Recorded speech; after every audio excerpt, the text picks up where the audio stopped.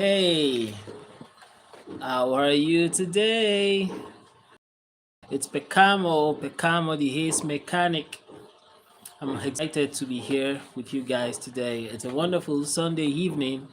I'm very sorry, I'm starting this live so late. Uh, I'm about 1 hour behind schedule. Had been having terrible issues with my network, but I hope that this network I'm latched onto is gonna surface well enough. So, guys, those of you that have joined in the previous stream I was attempting, should please ensure you connect again and let's have a good time here. Akira, I'm still waiting for you to join up, and every other person, thank you so much for joining up. Don't forget to double tap to like this video and subscribe if you're joining for the first time. Thank you so much for joining. Thank you for the like. Thank you for the like. Thank you so much for the like. Where are you watching from? It's Pecamo the Ace Mechanic. Here we get to talk about car maintenance and also have some other, lounge gist, talk about how you're doing, how's life, what's your goal. Then you can even ask any question pertaining to your car maintenance, or you want to get a car, or some concerns you have, or you can even give your contribution and let's see what we can learn from you. Where are you watching from?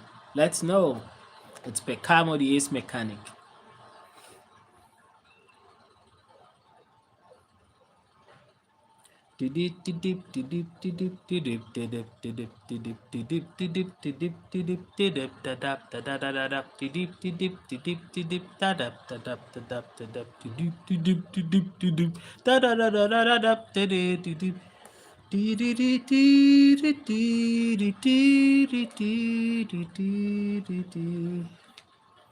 Yeah, guys, thank you for joining up. Thank you for joining up.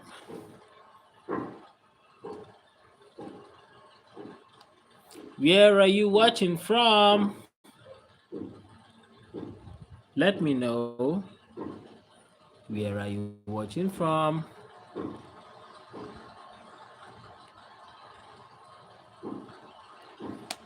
I'm trying to monitor on my second phone. Thank you so much for joining. Thank you for joining. Thank you for joining. Where are you watching from? I'm happy to have you here. Let me know where you're watching from.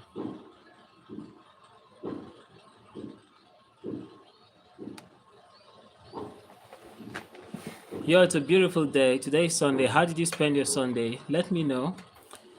Did you go to work? Did you go to church? Did you sleep all day? Did you cook all day? Did you clean all day? What did you do today? How was your Sunday? How was your Sunday? Thank you guys for joining up. Please don't forget to double tap to like this video. And let me know where you're watching from. And those of you, my returning viewers, I'm happy that you're here. Hola at me. Let me see that you are there in the chat. Thank you so much for joining up. Thank you for joining up. Where are you watching from? And for those of you watching for the first time, those of you who are watching and have not yet subscribed, please do me the honor of tapping on the subscribe button so that you can get to see me again and know when I go live and when I post my short or my long form video. Double tap on the video to like this video. Double tap to like, double tap on my face to like. Just double tap, double tap to like this video. Where are you watching from?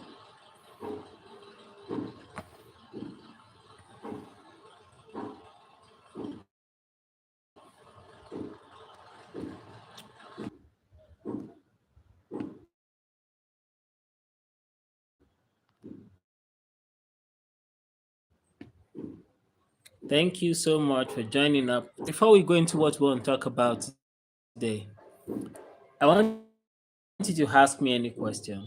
Ask me any question. If I can answer, I'm going to answer. But if I'm not able to answer, I'll let you know. Please, I'll pass on that. How ask me any question. I'm gonna answer you if I can, and if I cannot, I'm gonna let you know that, hey, please just let me pass. To like this video, I'll appreciate that. That's where YouTube get to suggest this video to many other people, the algorithm. Oh, hello, Gage. Oh, wow. I think I can only try to pronounce Gage. Gage. Gage. Did I pronounce it right? Big fan from Pakistan. Hello, Gage. Thank you so much for joining this live stream. I'm so excited to see you. Gage, how you doing? Gage is a big fan from Pakistan. I'm so glad to find you here. I'm so glad to meet you. I think this is the first time I'm meeting you, Gage. So much love for you. So much love for you. How are you, Gage? What's up? How is Pakistan? Gage, what do you speak? Thank you. Gage is saying, how are you? I'm fine. I'm fine. Thank you. Gage, what language do you speak? Urdu or Telugu or Hindu? What do you speak? I'm not trying to say I speak your language, but just want to know. But I know Namaste. I don't know if Namaste is your language, but I know the Hindu, Pakistani people, I think most of them speak or say Namaste. Namaste. Namaste. Oh, you're speaking Pashto. Wow, I never heard of that. Pashto. Wow. Gage, thank you so much for joining. Have you subscribed to my channel? If you've not subscribed, please subscribe to my channel and double tap to like this video. Thank you so much, guys. I see you guys turning in and tuning in and staying on to watch this live stream. Thank you so much. Don't forget to double tap to like this video. And if you have not yet subscribed, please kindly subscribe to this video. Thank you very much. Gage, I'm so excited to have you here. How is Pakistan today? How is Pakistan today? I believe Pakistan should be, entering into the night now. Oh, Gage, so much love, so much love. Thank you so much. Thank you so much, Gage. Thanks for subscribing. Thank you, thank you, thank you, thank you. I'm grateful, Gage. I'm grateful. Gage, are you an Ustaz or are you an Alhaji? Have you been to the? Are you a Muslim? Are you a Muslim? Forced to answer, but I guess you're a Muslim. Oh, God, you leaving already. Oh, but I'm so glad you came in. Thank you for liking this video. Thank you for subscribing. Thank you for reaching out. I'm so glad. Oh, you're Muslim. Salam alaikum. Salam alaikum. So, are you an ustaz or you're a rabbi? Oh, I think rabbi is for the Judaïs or the Judaism people, the Israelis. Are you an ustaz? Are you a malam? Or are you are you a teacher of the Islamic knowledge? Yeah, walaikum salam. Walaikum salam. Wa barakatul. At least I tried on that. I have a couple of Muslim brothers here too. I'm Christian, but I have a couple of Muslim brothers, and no, I'm not Muslim. I'm Christian, but it's a big world. I have a couple of Muslim brothers, and it's a small world, so we have to, love ourselves and stay together. We might have slight differences in our beliefs, but we're still human beings. We live in the same world, we share the same oxygen, and we can be kind to ourselves. Thank you so thank you to the person sending those streaks of love. Thank you so much. Who is that? Who is tapping on the love? Oh, thank you, Gage. Of course, I respect the Muslim.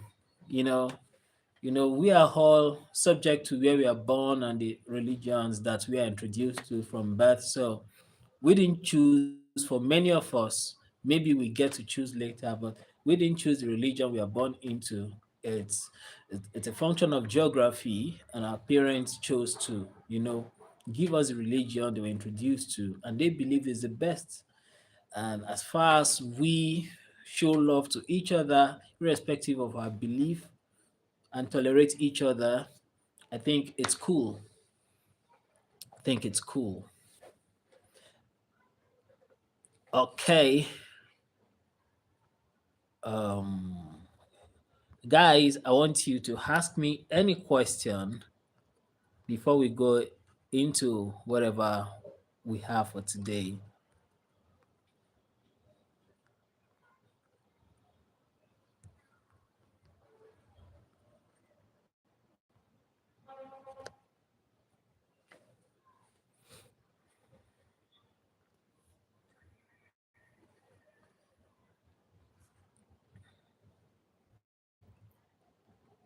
Yeah, guys.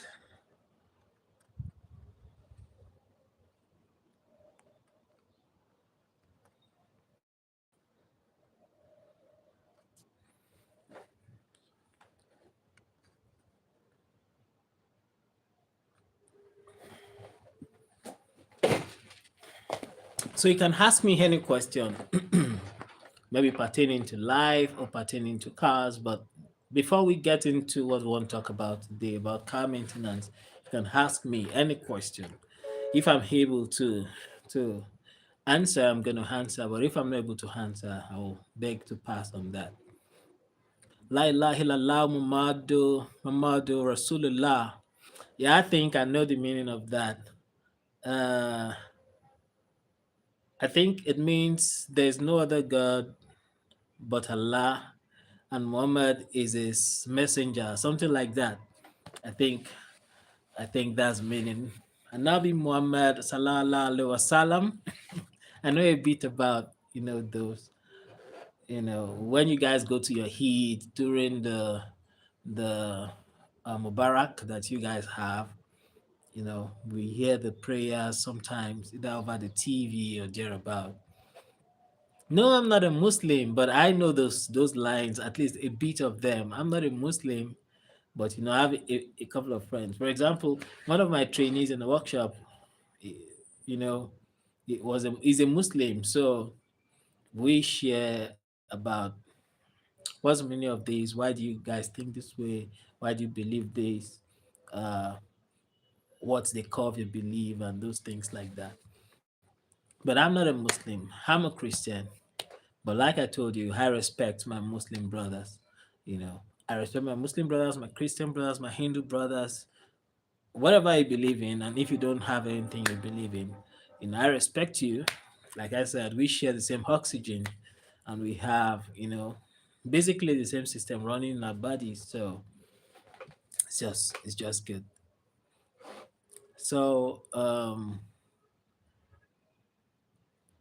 how did you spend your day, Gage? How did you spend your day? How did you spend your day? I think the sun will be set already in Pakistan right now. How did you spend your day? Guys, don't forget, ask me any question. Oh, that's good to know. I'm happy to know that your day is good. I'm happy to know. So, did you go to work today, or did you go to lecture some Muslima, or did you clean at home, do laundry, take care of the house, or did you run errands, or did you cook all day? What did you do today?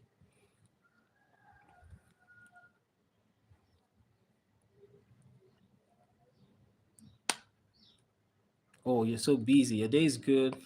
You're so busy. If you don't mind, I'd like to know how you spent your day because I know in Pakistan now it should be nights. Night should have fallen by now in Pakistan. The sun should have set. So everywhere should be getting dark, if not dark. I think, yeah, everywhere should be dark by now in Pakistan. So, how do you spend the daytime, your Sunday? How do you spend your Sunday? Guys that are watching, thank you for watching. Keep sending in the love, but I would like to know the person tapping on the love button. I'd like to know. Let me know. Say hello in the chat. Oh wow, Gage is so busy today because today is the wedding of his relative. Wow, I'm so happy for you. I'm so happy for you. Gage, congratulations. Congratulations. So your own relative getting married is the person, the bride or the groom?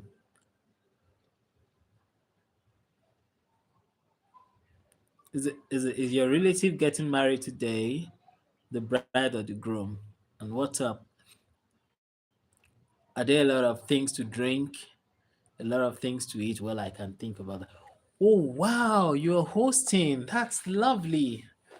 Wow, I believe in Pakistan, the bride's family is going to host the groom family. Although I understand, you can let me know if I'm making a mistake. I understand that in the Pakistani culture, for most of the parts of Pakistan, families can intermarry, so cousins can get married. Hey, see who we have here. Tina Marie. Tina, I'm so happy to have you here. How are you today, Tina? Tina, you're welcome. Lots of love for you, Tina. What's up? How was your day? Or rather, the day is just starting. Yeah, Tina is reaching out from the US. Tina, how is your day going?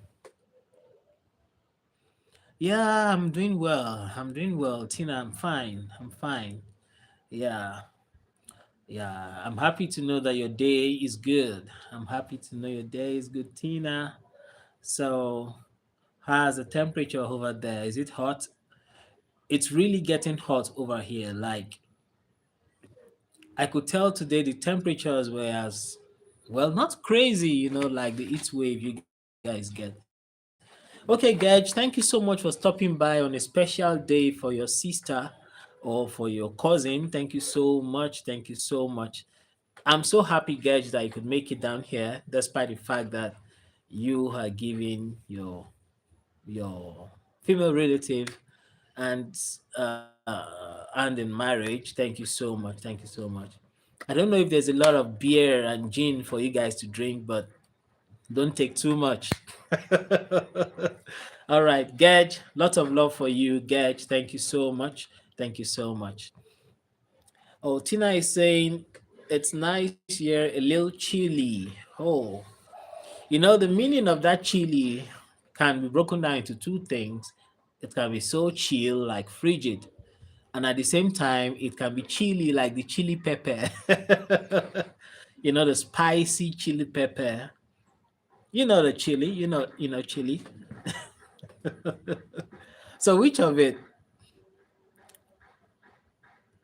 Tina? Chili, like pepper, red pepper. I mean, okay, I'm about to run some errands. My weekend was so nice. I stayed home and relaxed. Oh, that's good. That's good. Wow. It must have given you a good refresh for your week to come. Oh, chili like ice cream. Okay, okay. Okay, nice, nice. Chili ice cream is always nice. No matter how frozen it is, it's still gonna be kind of molten, not totally frozen. Well, I hope you had like 4 layers of clothes on and you didn't make your bones freeze.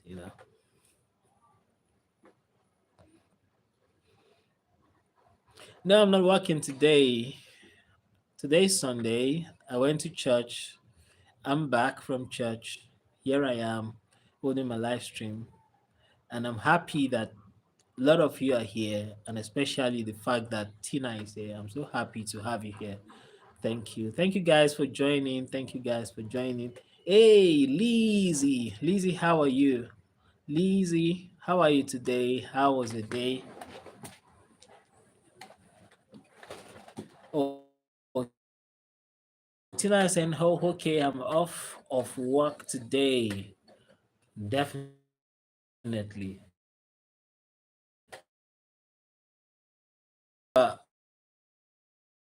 Today, it's a Sunday. the Sunday. So your employer should pay you double. He highs on um trade in my mouth. Don't forget to drop a chat, say hello, say how are you, any question, and I'm gonna answer you. Answer. Ask me any question, any easy. That's good. Thank you so much. See, maybe I should say 100 degrees Fahrenheit. Hot, hot, hot. You know, it was hot today, scorchingly hot, but I didn't get myself baked. I managed to survive, but sincerely yours, it was so hot, so hot.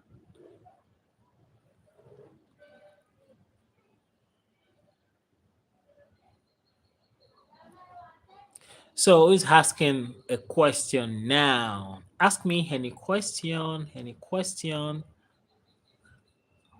I'm definitely going to answer. But if the question seem beyond me, I'll beg to pass. I'll definitely beg. But I'm quite certain I'm going to answer your question. Of course, you don't want to put me on the spot. So you wouldn't put me on the spot with your question. But if it's something you want to know, like you're curious about something, then good. I think I'll be able to answer. I don't know everything in this world, but I think I know a few things, and I'm definitely going to answer you. So, fastest fingers first. Who is asking first? Who is asking first? Who is going first? Fastest fingers first. Fastest fingers first. Who is asking? Who is asking?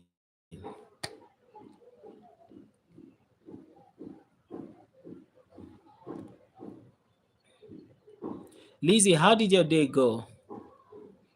Would you like to share how did your day go?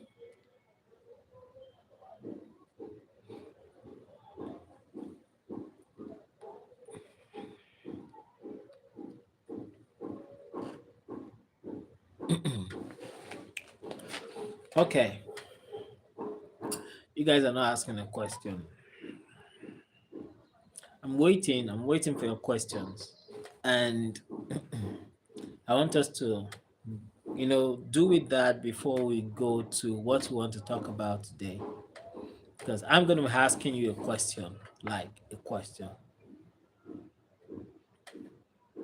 Oh, thank you, Tina. To, are you going already for your errands? I mean, to the places you need to touch? Tina, you don't have any question for me, right? I didn't say you should put me on a spot. I'm just asking that you ask a question. I mean, a civil question, not a prosecutory question. Okay, you're not leaving yet.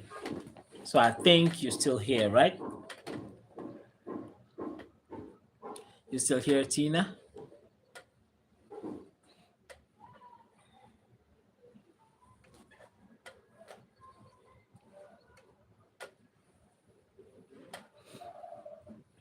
Send a question. A question. Ask me anything. Yeah, I'm not God, I'm not trying to play God that, hey, ask anything and I'll give it to you. That's not what I'm trying to say. But I'm just saying, hmm, what do you think is important in a relationship? Hmm, that's a good question. That's a good question. But I think there are a lot of relationships, and I would like to be able to know the specificity of the relationship you're referring to so that I can try and weigh in my opinion on that. You get what I'm trying to say? I would like to know. the kind of relationship, their friendships, the they're tags to all of these things. There's marriage, there's dating kind of relationship or relationship between lovers, there's relationship between siblings, there's relationship between boss and employee and stuff like that, or subordinate. Okay, between a boyfriend and a girlfriend. So, what do you think is important in a relationship? Oh, wow.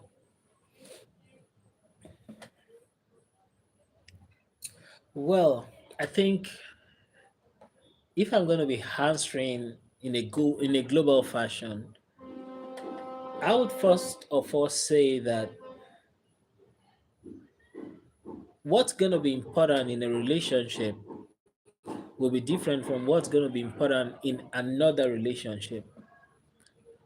But in the global format of things,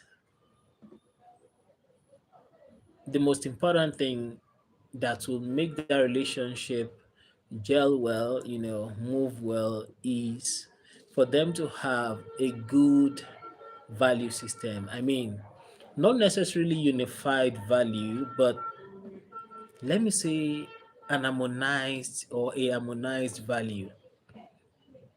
You know, when a lot of things are divergent and the values between the guy and the girl or the man and the woman, then they will not be seeing things from the same perspective.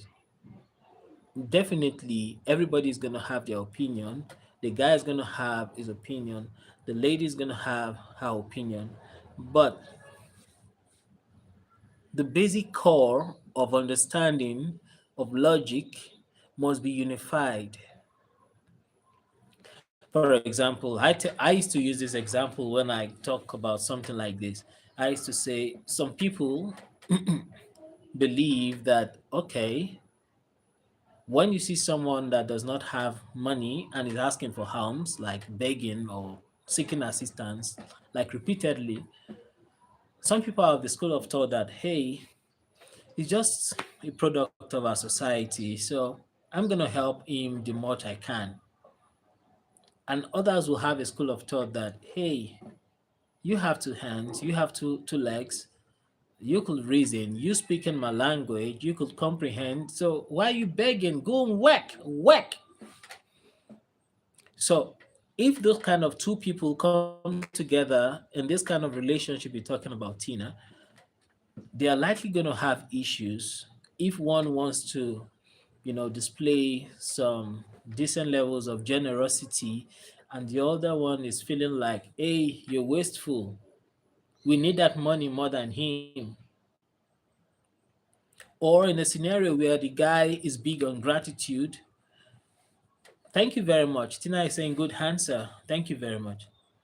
In a scenario where the guy is big on gratitude and the girl is like, you've not built me a house in Dubai, so why should I just, camp myself in the repeated sentence of saying thank you, thank you, thank you? You just gave me a pen for crying out loud. I could order 3 packs of pen. In fact, I can order 10 cartons of pen. What is a pen? You know, but the fact is that if they will not harmonize their value, then they're going to be arguing over little things. So that value system, if that value system is ingrained as unified, or let me say rather harmonized, I mean, they can stay together. They can kind of find, the sense in another person's or the other person's value. Then they are less likely going to have rancor. And why the value system needs to be harmonized is because that's the basis, the foundation of what they will use, the tools they will use to resolve future problems. There's going to be skirmishes, there's going to be misunderstandings, but if their value is good, their means of communication too will be good. Their tone of communication too will be good because I've seen people that the way they communicate love is by yelling at you. Can't you see that that's going to hurt you? And you'll be like, hey, why is he yelling at me? And true to the person's heart, the person is showing love.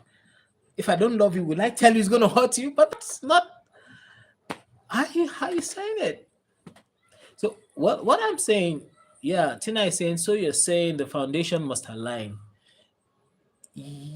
Well, now you're saying foundation. Foundation is broad, but I'm trying to say that the values is what I think is the basic foundation. If the value aligns, it means they have similar outlook about life. So it means that by the time they make decisions on the table before executing it, they don't have rancor right away because it's easy, even if the second person is not seeing why you're doing it. By the time you're explaining or you get to explain, he or she, that's the other person, will easily be able to catch the glimpse of what you're trying to say. So that's it. So their value must align. I'm not saying foundation, so to say, because foundation is broad. There are a lot of things that makes up the whole foundation of the relationship. We can go on and on talking about love, trust, understanding, then this value we're talking about, then some other things can hard to hit, you know, that might be different from one relationship to the other. But basically, the whole foundation we are talking about, the whole foundation, love, I think there must be love, at least a significant level of love. You don't want to be in a relationship with somebody you don't love. There must be a basic level of love. Trust. You must be able to trust the person so that you don't live all your life doubting the person or second guessing the person or whatever the person says or chooses to commit to you. Understanding. Yes, understanding. It took me some while to understand that understanding is the biggest in living the relationship life or the marital life, whether it's your friend or your lover or your husband or your wife. Understanding is key because some things will never be the way you think it should be. And um, the values I was talking about. So the part I'm talking about, you said, what do you think is important in a relationship? So that sounds like there are many things, but the most important thing is the value, value, the value system, the value language, the value basis. That value is key. So that's what I'm saying. I don't know if you have any question. I'll try my best to answer, but thank you for your kind words saying that my answer to this is a good answer. Thank you for that. I don't know if you have any other question.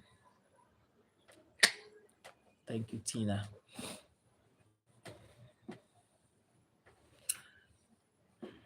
Life is broad, life is big, life is wide, life is deep. And a lot of people have been through different depths of life. Oh, you have another question. Okay, bring it on. I'll do my best, I'll do my best to giving you an appropriate answer. Let me take another dose of mint. I think I'm having a runny nose. And I don't want to be sneezing on camera.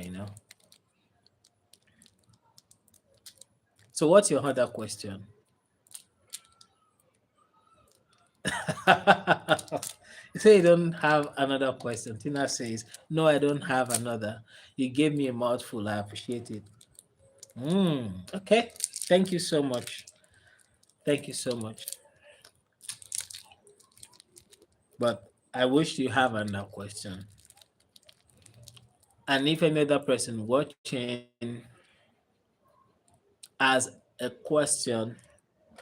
Bring it on. I'll do my best to try to give a well thought out opinion. Okay, Tina says I can think of one. Okay, that's good. So generate something.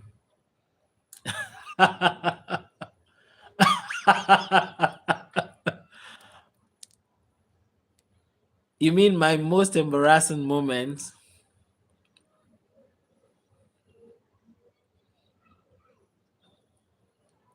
Oh, is that Tina laughing? Hmm. Putting, you didn't just say what's or share an embarrassing moment. You said my most embarrassing moment. I have to think so that I'll be sure it's really my most embarrassing moment. And if I can't talk about the most embarrassing moment, then I will talk about the second most embarrassing moment. Some things can be so embarrassing that later on they are interesting to, to have a reminiscent thought on, but they are still too embarrassing to relay. You know, think I should put on the lights. Oops. Okay. Good. So, but let me try and remember. Let me try and remember the most embarrassing moment. The most, most.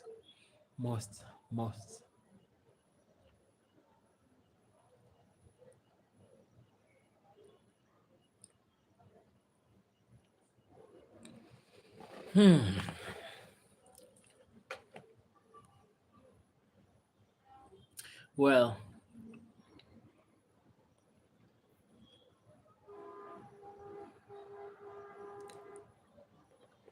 okay. Yeah, there are a lot of embarrassing moments. You understand? There are a lot of them. Lot and lot of them. But I'm trying to make sure I'm giving you the most embarrassing one. There are quite a lot of them. Most embarrassing moment. Most embarrassing moment. Most embarrassing moment. Most embarrassing moment.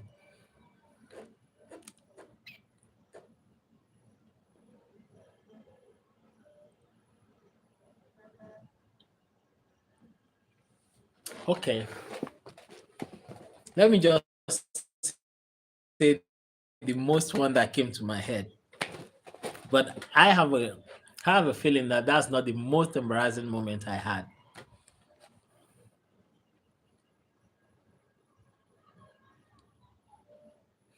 Okay, let me say this one. This one is little but it's big, you understand?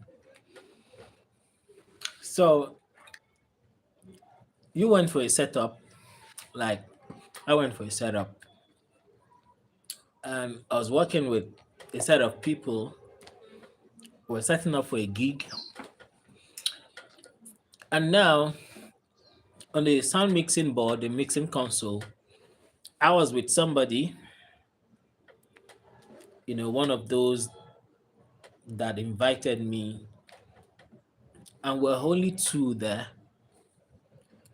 And I was having, you know, kind of uh, gas incontinence within my stomach. And I was, struggling to hold it, to contain it. That, hey, guy, you gaseous substance, it's not your time to come out. I have something to do here, so don't come out. Don't come. And the gas was telling me, cow. And I was begging the gas, and the gas was still speaking some languages I understood. But I thought I could contain it, and I thought I'm doing a good job already. Don't forget, it was just two of us there. Like, I didn't know when the gas sneaked out. Like, I didn't know when it sneaked out. Don't ask me the flavor, but I recognize the flavor that this truly must have come from me. The fragrance was unique. So I could recognize it came from me. when the the gas sneaked out or snuck out. I don't know if that's the right word. And I felt the sweet smelling savour.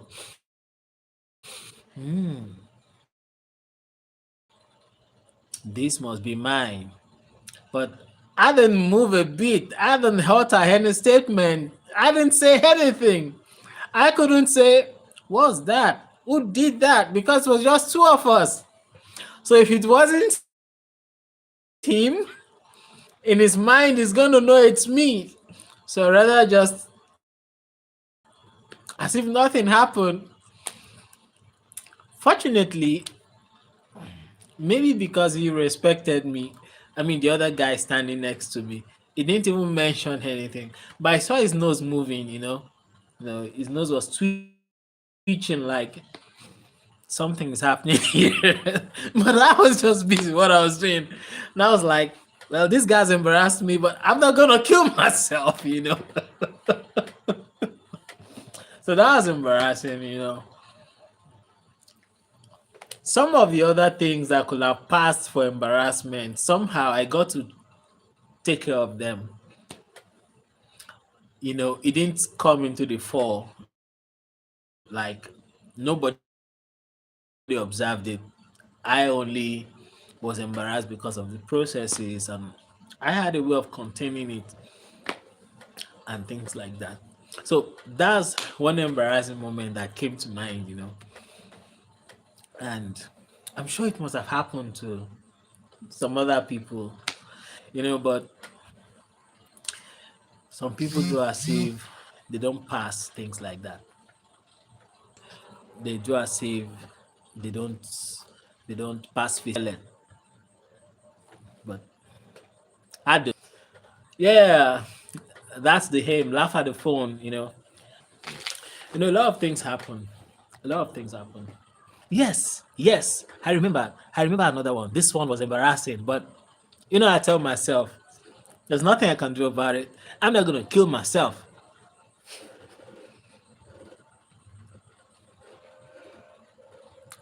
What what goal you currently have, if you would like to share?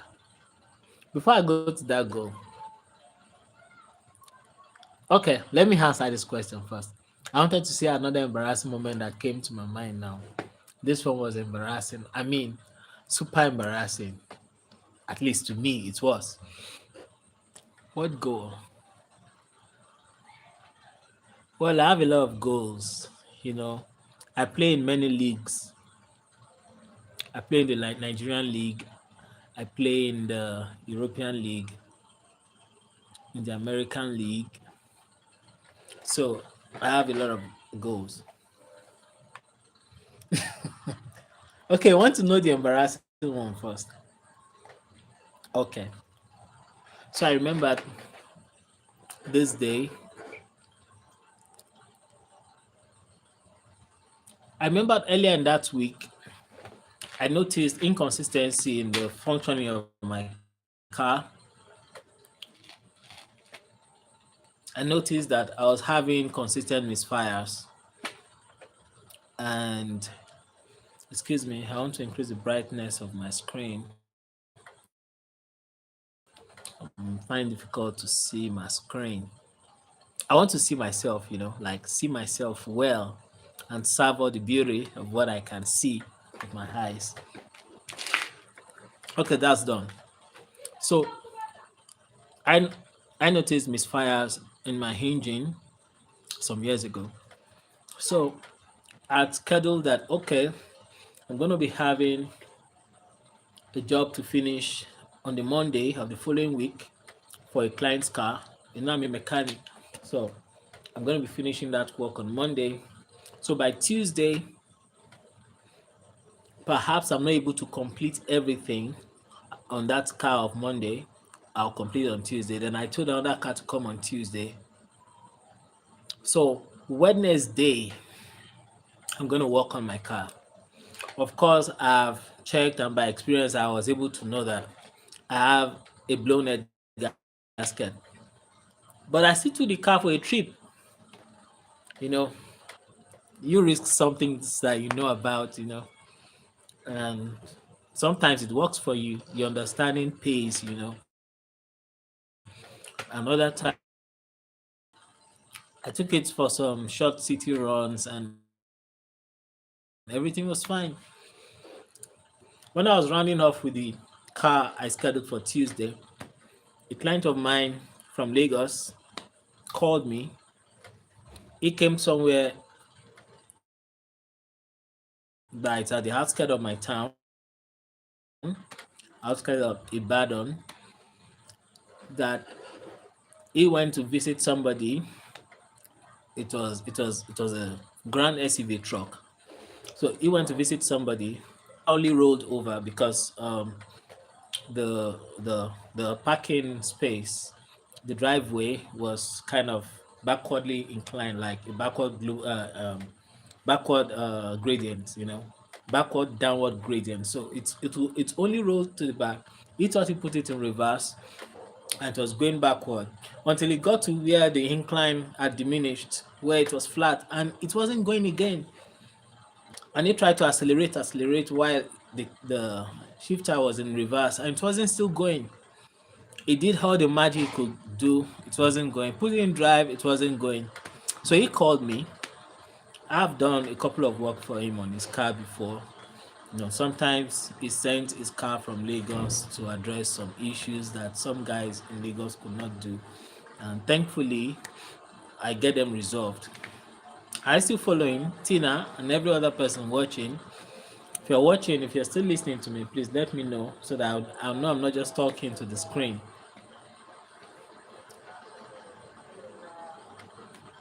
Can you still hear me?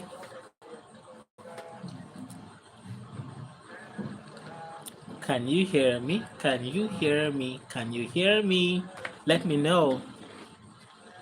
Okay. Tina says yes. And others are hearing me, let me know so that I know that I have Tina and others watching. Okay. So he called me that blah blah blah. The car is not moving, it's not going forward. Oh, sorry, Tina. Thank you for the update. Has it been like that? You said your internet is a little glitchy. Has it been like that since you joined, or did it just start? Does it seem better now, or is still like that?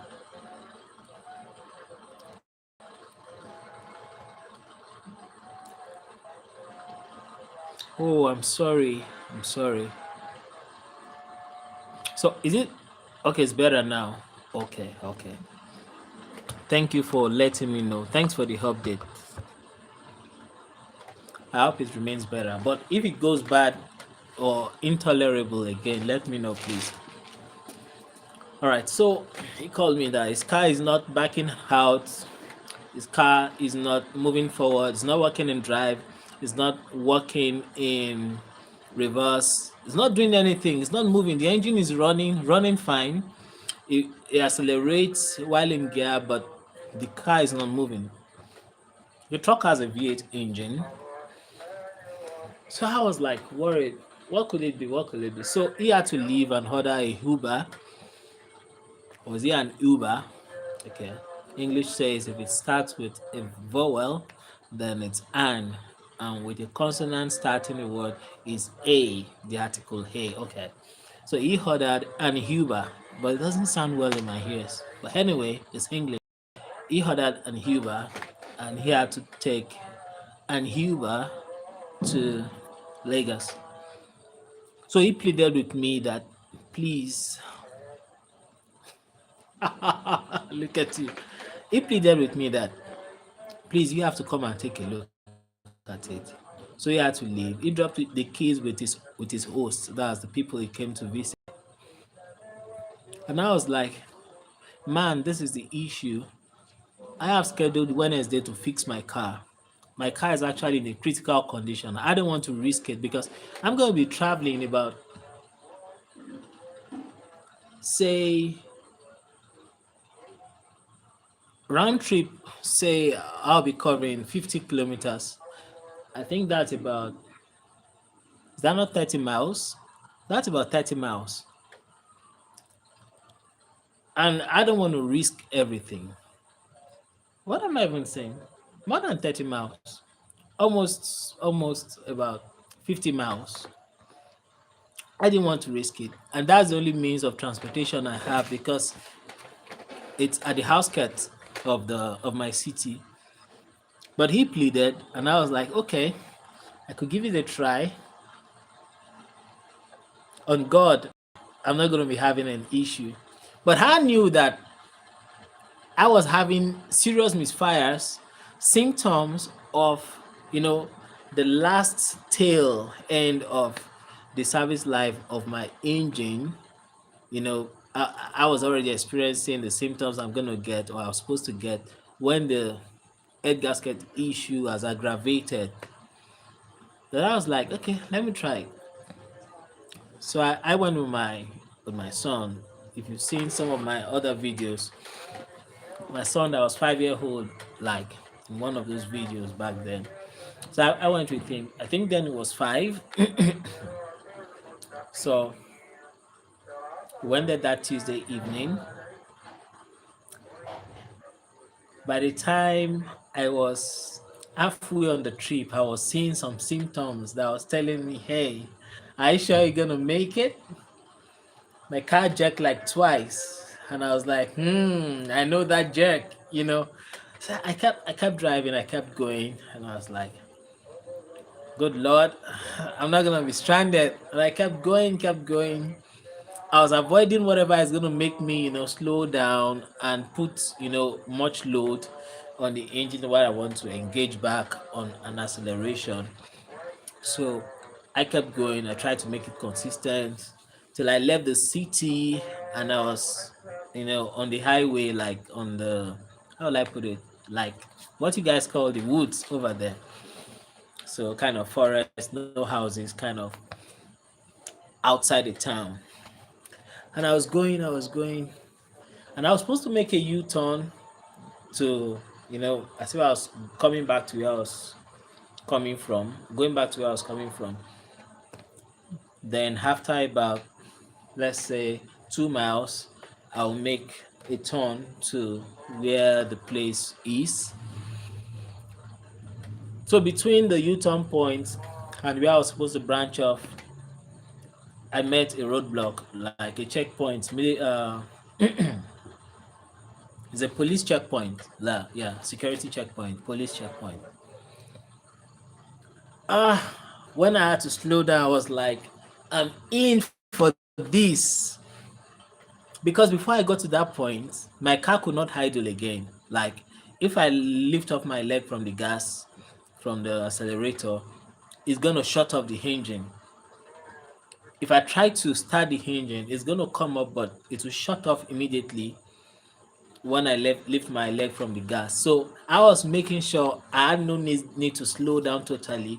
I had no need to, lift my leg off the gas. So I was revving it. So while the police was talking to me, I was revving while standing still stationarily, answering their questions. Where are you coming from? Where are you going to?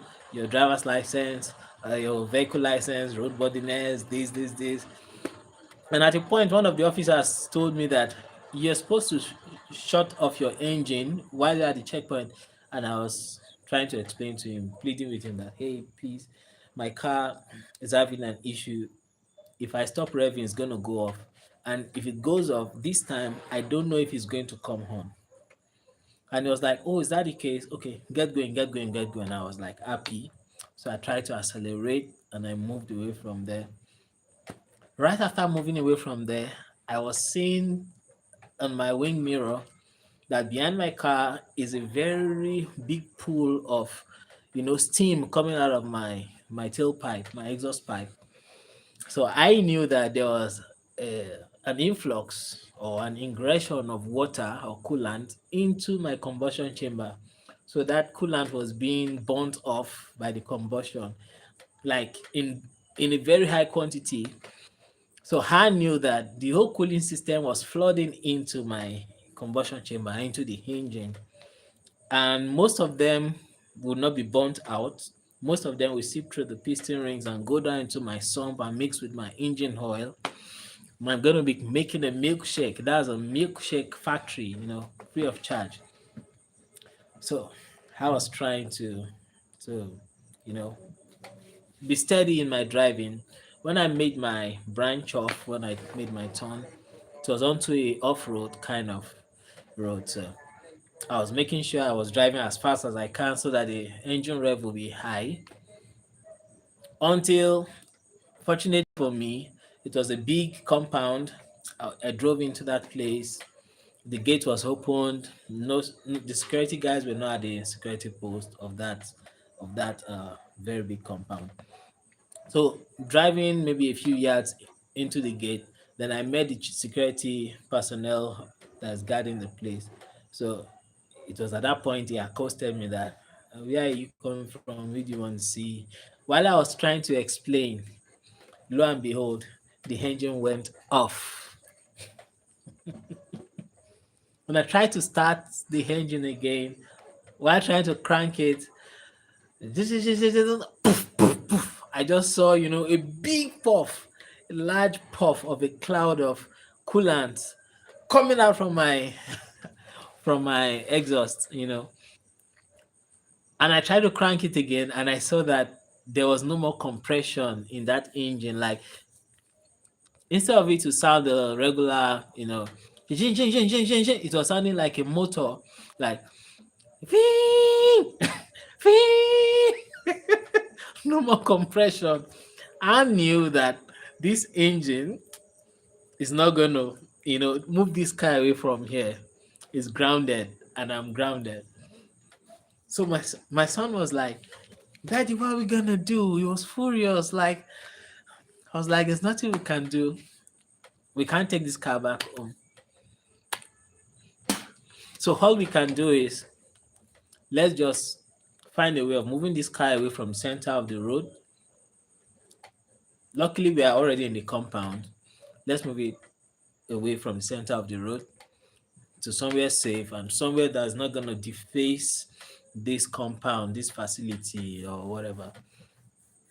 So, luckily for me again, like I told you, I was in the compound, and it was a downward slope in the direction I was driving. So I just put the car in neutral and depressed the handbrake, the parking brake. Then I gained momentum, and the car was going on its own. And I got somewhere good on the right. Then I just went on that lower forward ramp and turned into that place, and I parked. So it was looking like a good clearance for me. So after that was done, I locked the car and I went to get the keys for the car I came to check. I did what I could do. I did my check-ins and everything. So after that, I made my observations and I got back to the owner on phone that, okay, these are the things I observed, blah blah blah, blue blue blue. So I told him we get actually what happened to his car was that the transmission fluid, probably some guys worked on his transmission maybe a month ago or 2 months ago, but the way I saw everything, it was kind of fresh.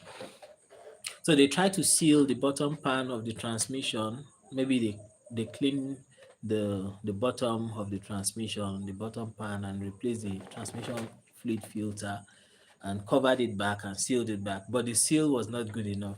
So transmission fluid was seeping through the seam or the mounting joints of the sump and was leaking off little by little. So at about 1 month or 2 months into using the car, most of the transmission fluid has been leaked off. So the transmission didn't have a lot of fluid to do the hydraulic function it had to serve to make the transmission work. So I saw that it was low. So I told him, what we can do now is, let's get the substandard transmission fluid, which people use and still works. Let's fill it first. Let's be sure that the transmission is still working and is not short. If it works, then we are sure that your transmission is good. It's just a wager. So if we get everything positive, then we can drain the substandard one, which is cheaper, and put in the good quality transmission fluid. After sealing back the the failed seal for the bottom pan of the transmission that the other guys did. So I told him that. So that would be done the next day because I got there in the evening, of Tuesday. So that will be done on Wednesday. So my car was parked there, no car to go back. But luckily for me, my client arranged with his host to help me get a car and someone to go and drop me in my house. So I felt so honored that my client could do that. And my son was very happy that, hey, thank God we don't have to trek or hop on bikes or taxi and stuff like that. So I I was happy too because I was so tired and mentally frustrated. So we kept going like that. So we left that day. Now the part where it got most embarrassing was that his hosts knew that I was a mechanic. Now, how do you? Yeah, he said, how that was nice. Yeah, it was nice of them, so kind of them. So I was so happy. He said, did you ever go back for your car? Yeah, I went, of course. There was nothing I could do that night because it's a head gasket job. Two options. Either I pull out the engine completely and disassemble everything that needs to be disassembled and remove the head gasket, then take out the old one, put the new one. Or I just do it in the engine compartment, lift up the hood and tear apart things without taking out the entire engine, take apart a lot of things that are in the way, then pull out the cylinder head, the engine head, and take out the hood gasket, clean the surface, that's a rigorous thing to do. Then put in, the new head gasket. So fortunately for me, I told you I had envisaged everything that was going to happen, but I was preventing it to happen as a breakdown when I was outside my comfort region. So that was why I scheduled it as soon as then. But unfortunately, my wager to take the car down there to quickly check out that client's car and come back did not work. But thankfully for me, I got my car into safety, so I didn't need to be in a hurry of finding a way to tow it or whatever. Because if it broke down by the side of the road, I would have no choice than to pay heavily to tow my car back to my town or to my city to the workshop to get it fixed. Because I would have the luxury of coming to fix it by the side of the road. One, parts might be stolen from my car. Two, it's not even very safe for me to just stand by the side of the road. I can be robbed or whatever can happen, you know.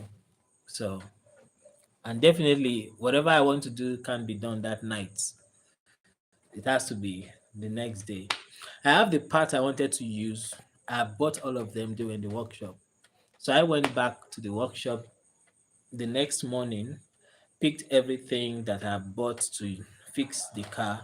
My intention was that everything will go according to my plan and I will be at the comfort of my workshop to fix everything that I suspected, which I was right on my suspicion. So I had to take everything down there to go and fix. So I spent 2 days there. I mean, not that I was camped there. So, we went there on Wednesday. In fact, we finished everything on Friday. So went on Wednesday.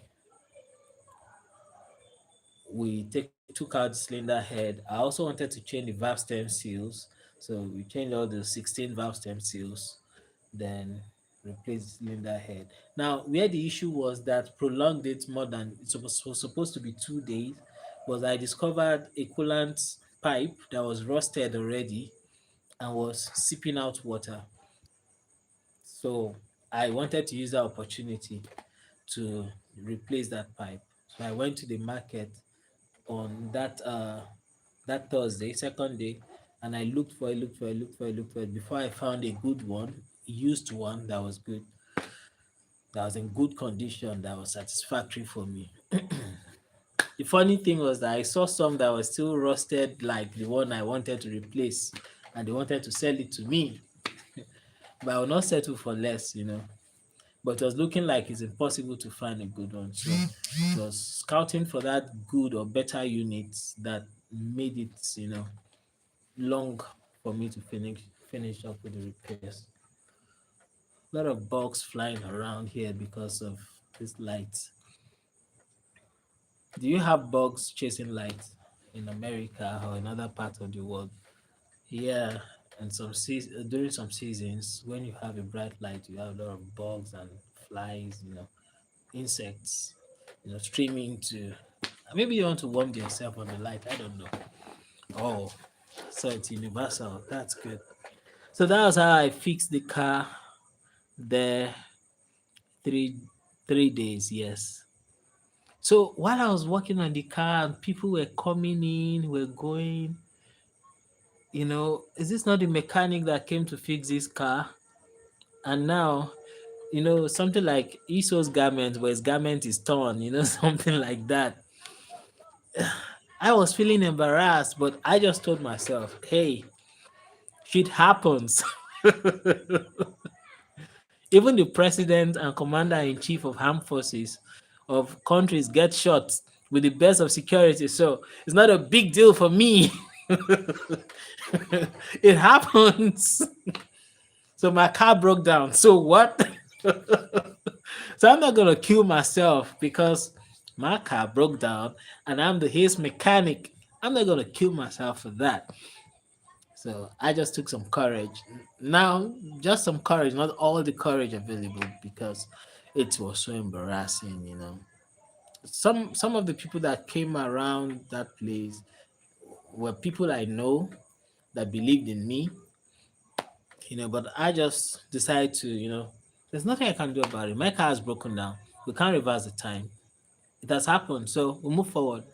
So now I was looking at the brighter side of the whole issue. And the brighter side is, hey, fix this car and let it work without hassle. Not the type that after coupling everything will now be saying, please help me push this car, it's not starting. Can you borrow me battery? I'm having this issue. Or I need to go back to the workshop to get some things. I need to rescan it, or I'm having issues with blah blah blah.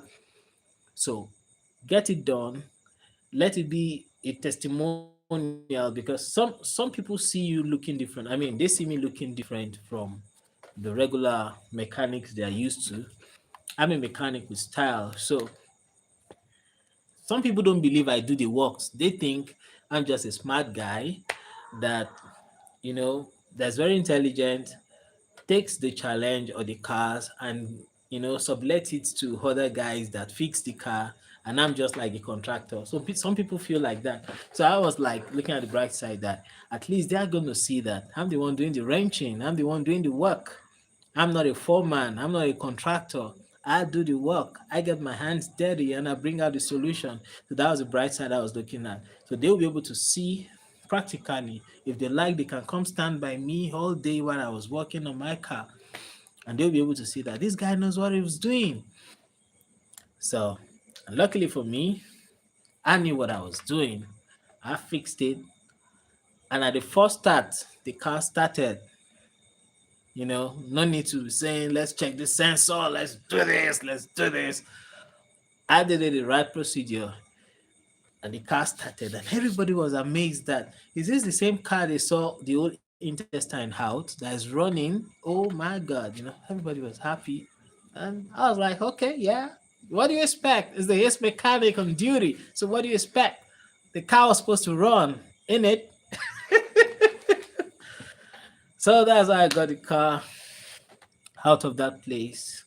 So of course I replaced the engine oil because it was a milkshake. Like, when you have milkshake with a lot of cream, not a lot of chocolate this time, a lot of cream. So it was looking like real milky. So thank God I'd brought along a replacement engine oil. So I replaced the engine oil when I was done. Then after that, about 70-mile trip. No, no, not 70 again. Maybe about 35 miles trip back to my base. I replaced the engine oil again with a fresh one. And the engine is still running till now. That was about maybe 4 years ago. And the engine is still running till now. I've made several trips with it.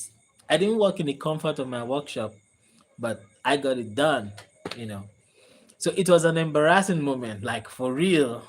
But I looked at the bright side and I was happy about the outcome. So, like you said, Tina, you said it all worked out. Yeah, it all worked out. And that was the joy of it.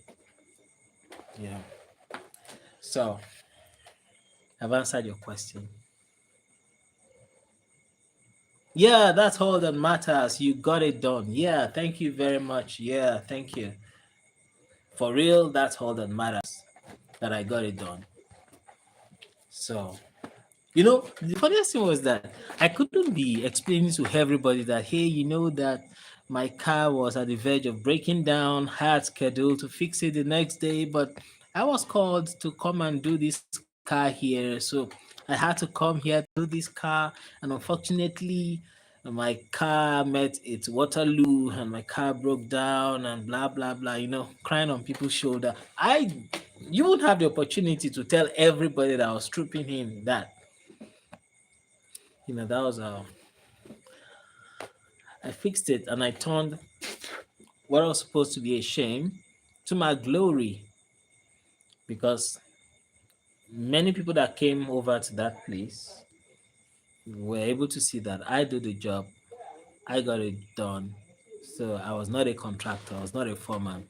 I know what I was doing and I could produce some good solution. So that was it. So I've answered your question about telling you about the most embarrassing moment first. So I think you asked a question back then, which is okay. Oh, you retracted the question. Why did you retract the question, Tina? Why did you retract the question? Guys watching, thank you so much for joining. Please double tap on your screen to like this video. Double tap on my face to like this video. Double tap, double tap. Okay, don't want me to address that question again. Okay. So if there's any question from Tina or any other person, bring it on. Oh, the bugs are doing their thing. They're doing their thing. They're enjoying the light. They don't care what they're knocking over. They're just, coming on my face, nesting in my beard and everything. But it's what it is.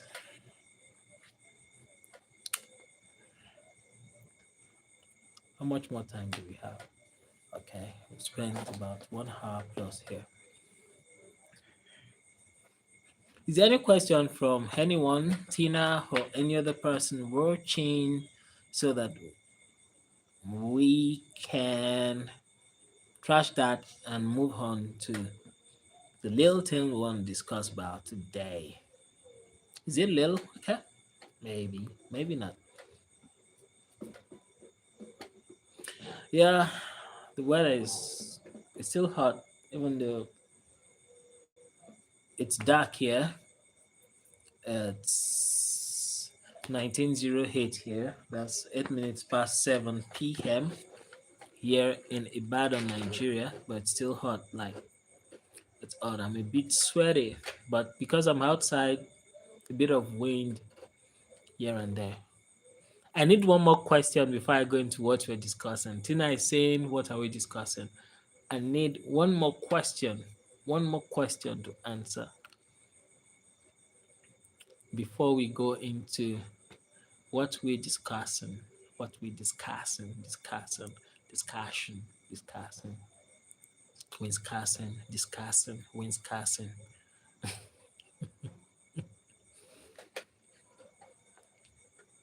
No, that's not the question. That's not the question.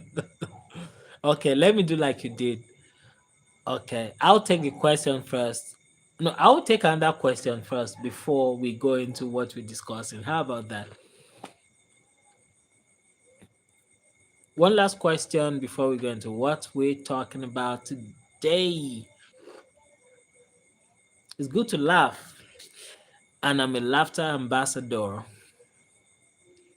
I make people laugh for free for now, but sooner I'm gonna be charging people for getting to laugh from me. It's good to laugh.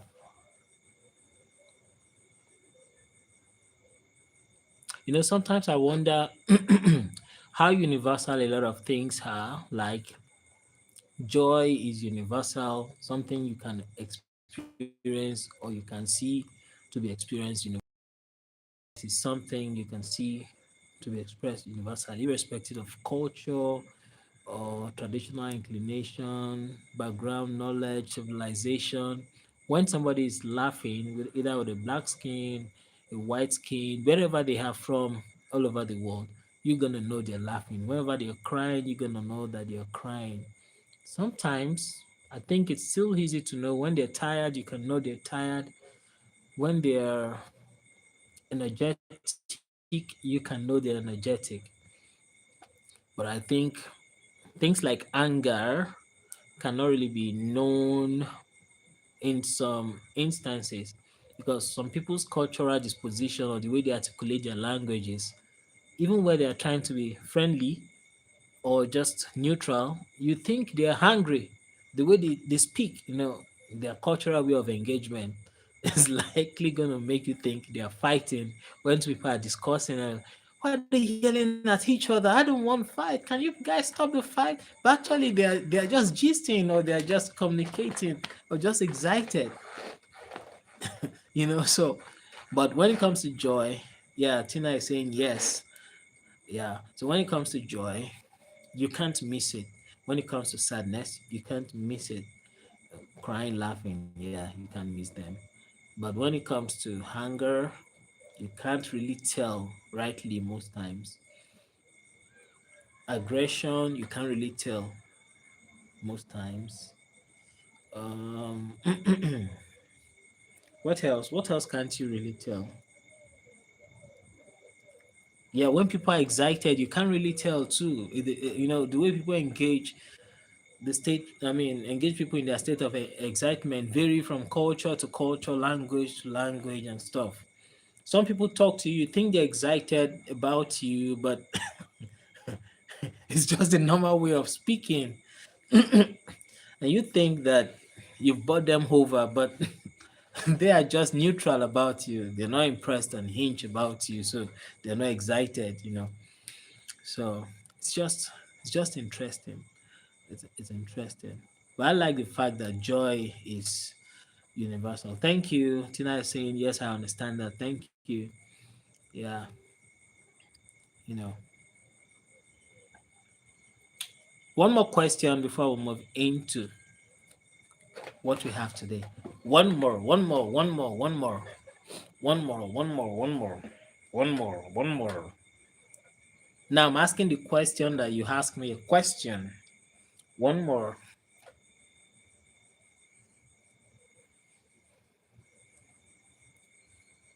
Tina, you've not run out of your question options or question chances. Yeah, that's the right way of saying it. So if you have one more, you can ask.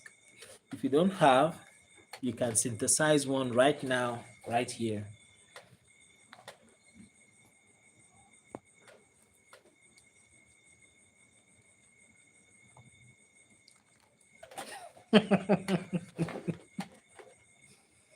These Americans, they are always very good with reasoning. I like the way Americans think. They don't scratch the surface. They talk to your soul. So now Tina is asking me a question, you know, she's engaging my soul. She's not asking surface questions. What's the best color? Where's the best what's your best brand? What's the best month of the year? She's not asking that. She's asking deep questions. Hmm. Questions that will make you enroll for another, maybe diploma program. Okay. I'm happy you're laughing. I'm happy you're laughing. I make people laugh for a living. Okay.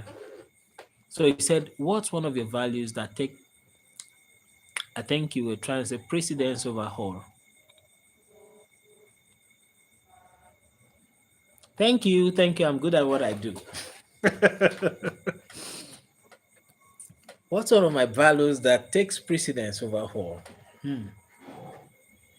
Now you're sending me to think deep because if I want to be honest, I don't just want to say something on surface value. Katina is saying yes. I think she's affirming that I'm good at what I do. Yeah, of course, I'm good at what I do. Yeah, thinking deep is good. It's good. Okay.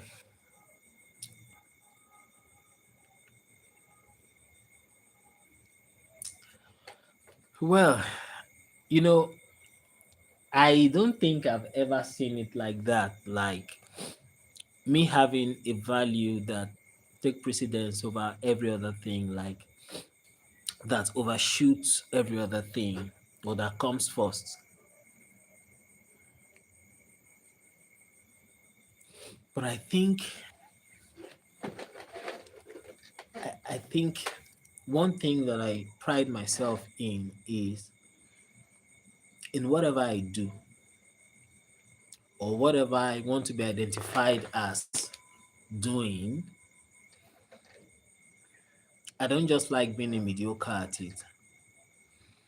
I like being good in what I do, being capable of delivering the most required or expected deliverables in whatever I do.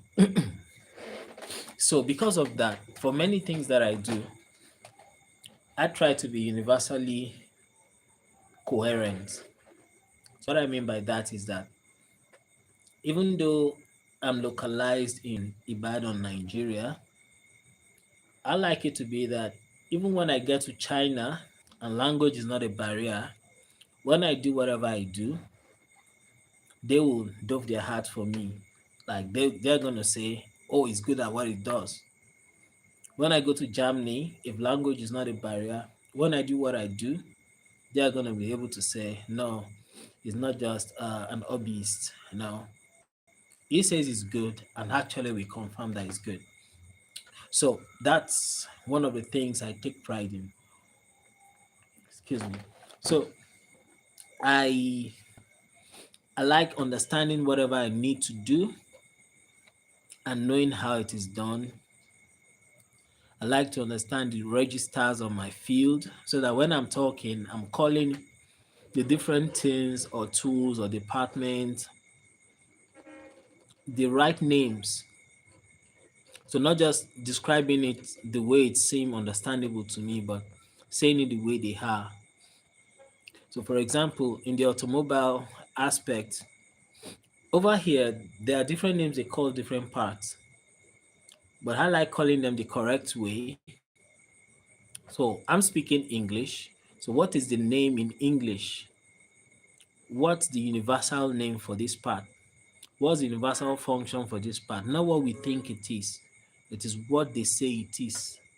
So I try to understand the name, why it is called that name, probably the origin of that name, and why it is different from another part.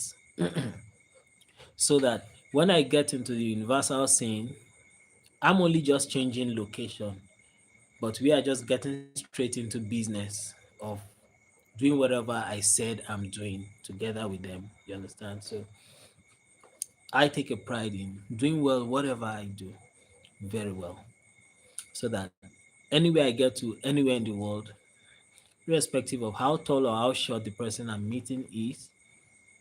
I'm gonna do my thing, and he's gonna have respect for me. So that's one thing that I can say is a value. Excuse me. There is a value that I have that takes precedence over every other thing, and I'm happy that some of the things I do have manifested in that way. You know, either online or on site. I've gotten an international recognition. I'm not talking about award, but I'm talking about a testimonial from observation of what I do and how I do it has come from people outside my country, outside my race, you know, telling me what they gained from what I did, how it helped them, or how they respect my approach to doing the things that I do. So that is one of the values I think I can say takes precedence. So I don't want to be a mediocre. I don't want to just be one random Nigerian mechanic or for every other thing I do. So I really want to understand everything I'm getting into. And it's also same with things outside my profession or my trade. It's also quite same for things I get into personally as an individual. Like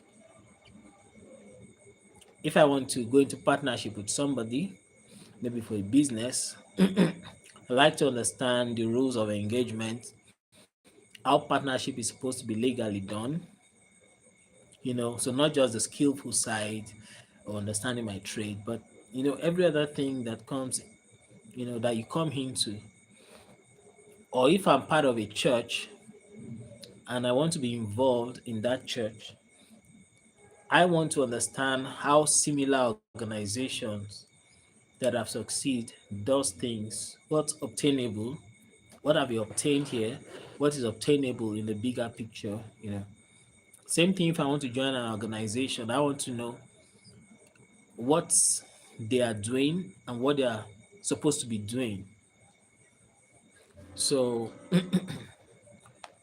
I could be able to reshape the the deliverables of that organization, being that I'm there, I'm involved.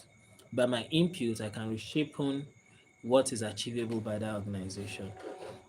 So that's it. That's it. So I think I've answered that. Have I answered your question?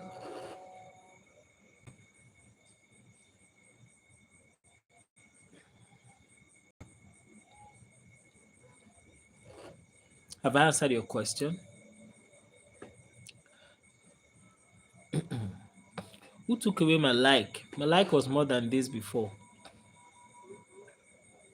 Oh, Tina said, thank you. Great answer. Thank you so much, Tina. Thank you so much. Thank you for staying up to this time. I'm so grateful. I'm so grateful. Lot of love. Lot of love. I don't know. Is it because I'm a mechanic? My hand is not shaping like I want.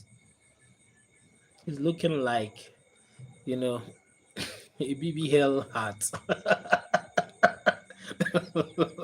It's not looking like a skinny hat. Thank you, Tina. Thank you. Thank you. Unfortunately, my hand cannot curve like that. I don't know why. Maybe I'm supposed to learn it better. Well, actually, no, Tina, you should reframe that correctly. It's not my heart that is crooked. It is the heart shape I'm making with my hand that is crooked. It's not my heart. My heart is not crooked. Okay. So, to what we want to go into today. So I think I can take this out now. To the point we want to go into today, the discussion point. Now tell me, guys, Tina, tell me, and every other person watching, Don't forget, please double tap on your screen to like this video. And if you have not yet subscribed, please kindly subscribe to my channel. I'd like to have you in my community. Don't forget, go to the chat section, drop a comment, say hi, say hello, say anything you want to say, but be civil and respectful. So I got thinking, I wanted to ask you guys, do you think in countries where they have bad roads, where their highways like off-road, when you have to survive by having, high, high ride height cars or SUV trucks, do you think it's right for the government to make you pay for roadworthiness and do roadworthiness tests? Now, in my own opinion, I feel it is wrong and immoral for the government of any country or state or whichever the case may be that refuses to fix the road. It's immoral for them to ask you or demand roadworthiness when their road has not passed car worthiness. You understand? That's my own view. I don't know, maybe I'm just thinking in my own little way of saying things. But I want you to weigh in on it. Because I feel you certify my car to be roadworthy after I've spent so much to put my car in a state of roadworthiness. But your road makes my car unworthy of the road. So do you think it is moral, it is right for any country to say, hey, every year or every 6 months, whichever the case may be in your own country, to say, we demand that your road be worthy before we award you this certificate or this license for your car to drive on our road. Which road? The off-road or the pliable, what's it called? Paved road. Is that what we're talking about? Tina is saying, I agree with you. Because there are some roads where I'm from. I mean, in my country, I'm not ashamed to say that we have some good roads, but we have many bad roads. There are some roads that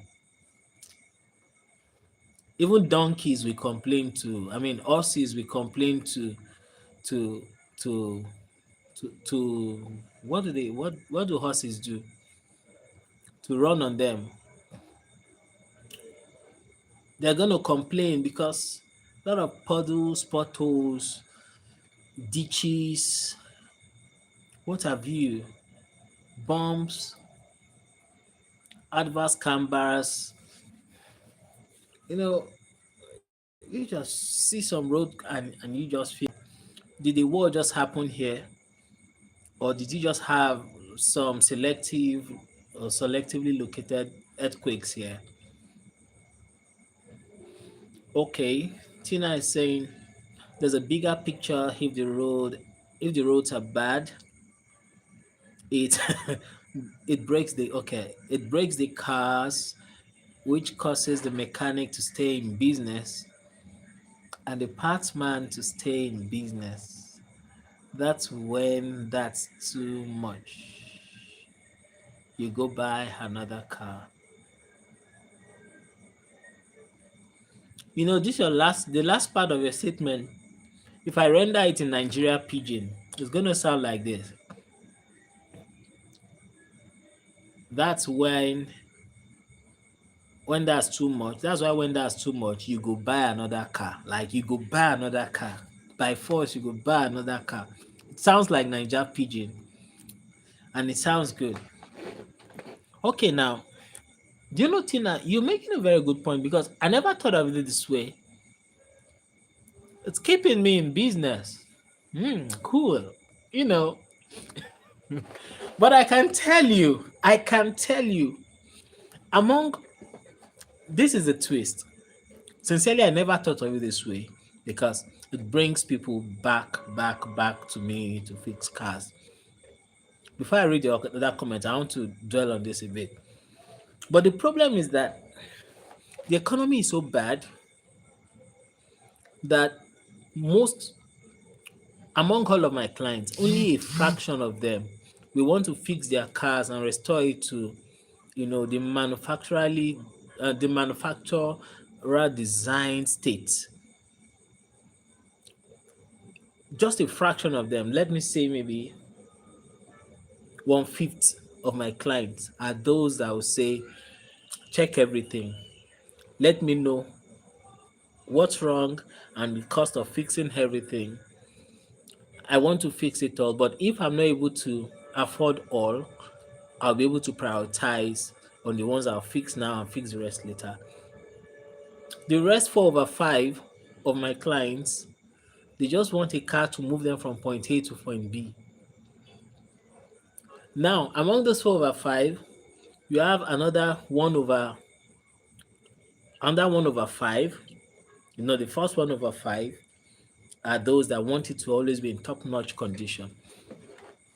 Now, among the other 4/5, you have another 1/5 that they want their cars to kind of be in good condition, but not, it doesn't have to be everything. So they have a philosophy that not all cars on the road are in top shape, but they run. So they just fix the necessary things and things that can, make them have a bad reputation.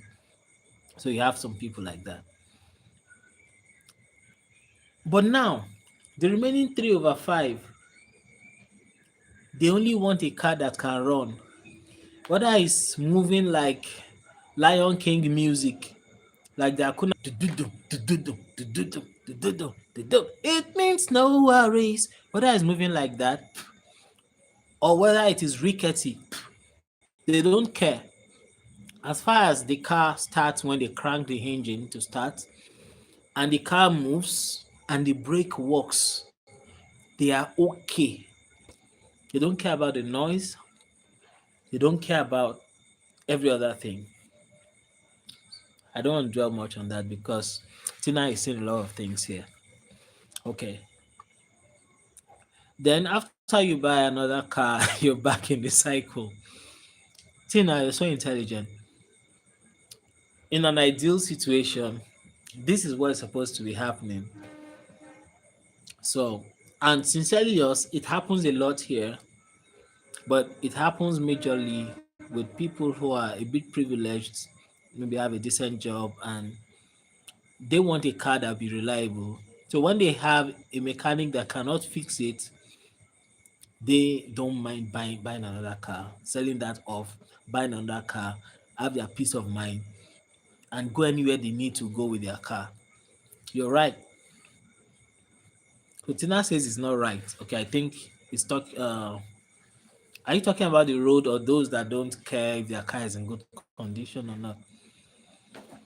And Tina is also saying, right, the point.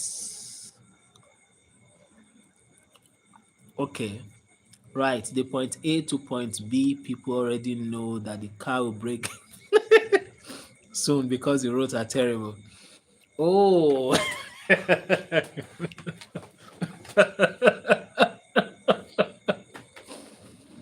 Tina, you're right. You're right. And you're really expressing this so well. Okay, the roads that are terrible is not right. Yeah, it's really crazy because okay, before I come to the roads that are terrible that are not right, you're making a lot of good sense. I mean, good points where you say, the point A to point B people already knows the car will break down soon. So why fix it when the fix is not gonna last more than 2 or 3 months and I'm gonna be spending so much and in fact the car is still going to get back to this point after spending heavily to fix the problem in just a short while. So why not just buy, substandard parts or not fix it and let it last whatever it's going to last. When it breaks down, I'm going to fix it. But to me, I feel that's a poverty mentality because the car is not you. Where you really know that I'm feeling pain here. The only symptom a car gives you when it's feeling pain here, when it's having a lot of loose parts or worn out parts, is to make noise. knocking sound, squeaky sound, tapping sound, vibrations, and stuff like that. So, but when you don't pay attention to that, then breakdown comes. Hey, hello. We have someone in the house today. For the first time, behold, Teresa Onajite. Teresa, how are you? Thank you for joining the live stream. So, he said, my trouble maker friend. Okay, my trouble. Okay, I think she wanted to write my double maker friend. Double maker. Yeah, I think there's a word like that in our parlance, double maker. Teresa is fine. Teresa, have I asked how are you? Why jumping into I'm fine? Teresa, good to have you here. This is Teresa's first time here. Troublemaker. You mean me? Nice one. Nice one. Nice one, Teresa. Better be laughing where you are now. Because what I will do in your next live, don't worry. Nice one. Okay. Yes, me. Okay. Well, the fact is that among all those adjectives, you put a noun that qualifies, well, that I'm your friend. So that makes sense. Teresa, thank you so much for joining my live stream. Yeah, I know I'm your friend, not troublemaker enemy, troublemaker friend. I'm happy to have you. How are you today, Teresa? How was your Sunday? How did you spend your Sunday? We were talking about something today. I was asking a question that do you think it is morally right? It is wholesome for governments in countries that have poor roads, I mean very bad roads, where their paved highways or streets looks like off-road as if you're driving in a farm. Is it wholesome? Is it right? Is it polite? Is it sensible for them to demand that you pay for roadworthiness when their own road is not car worthy? Do you think so? What do you think about that? Teresa, what do you think about that?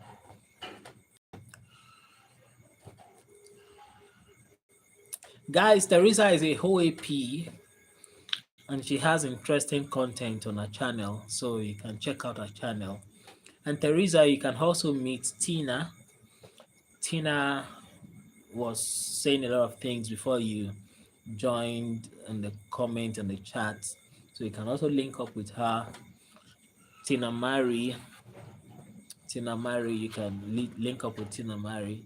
She talks some deep things about life. She doesn't post videos every day, but once she posts a video, it's gonna make you pause and think. And Tina, you can also check out Teresa. Teresa is an on-air personality, and she does so well. She speaks Pidgin English, Niger Pidgin, so well, and makes an abrupt switch to English language, and you're like, oh wow, what a switch! Yeah, thank you, Tina, for being willing to connect to Teresa. So, Teresa, are you running away from the question, or is your husband a politician? Is the question hitting hard at you? Okay, let me slow down on that before you say I'm a troublemaker. Teresa, don't let them catch you. They are watching you. You are saying it brazenly that we pay tax and these monies are embezzled. Do you have proof that they are embezzled? You have freedom of speech, but you don't have freedom after speech. Oh. Better be question. I mean, you better be careful. Be circumspect in your choice of words. The citizens don't hold government accountable.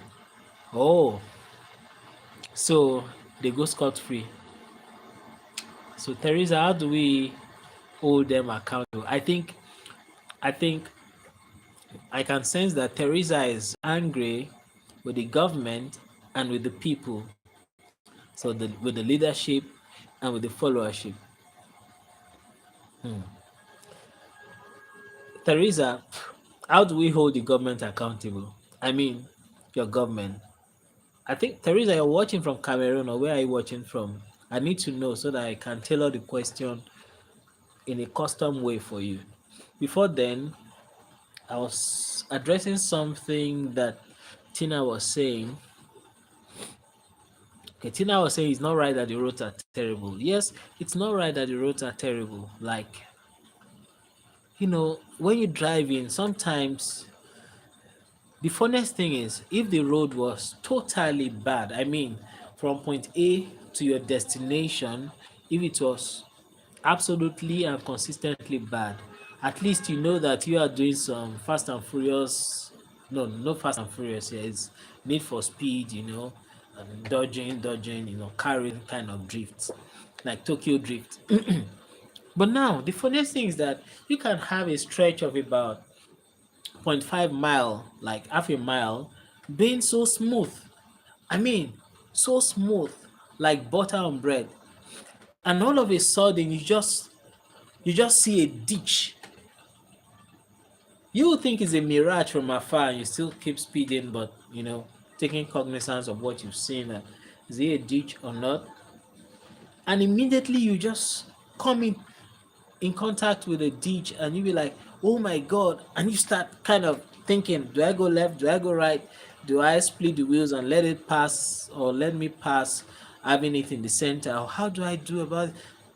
And the funniest thing is that it's not that you just have just one ditch or one pothole or one whatever, or gully, not just one. Sometimes you have some random, when you're playing these games, these car race games where obstacles will just come and you dodge left, dodge right, so something like that. So you meet one here, meet another one here, meet another one here, something like that. So you dodge, dodge, dodge, as if you're going out of control, as if everybody's going to crash and die. So that makes it so crazy. So you can't even go in maximum speed limit. Maybe that's why in this part of the world some roads don't have speed limit. I mean, you won't even find the label on the road, but they tell you the speed limit.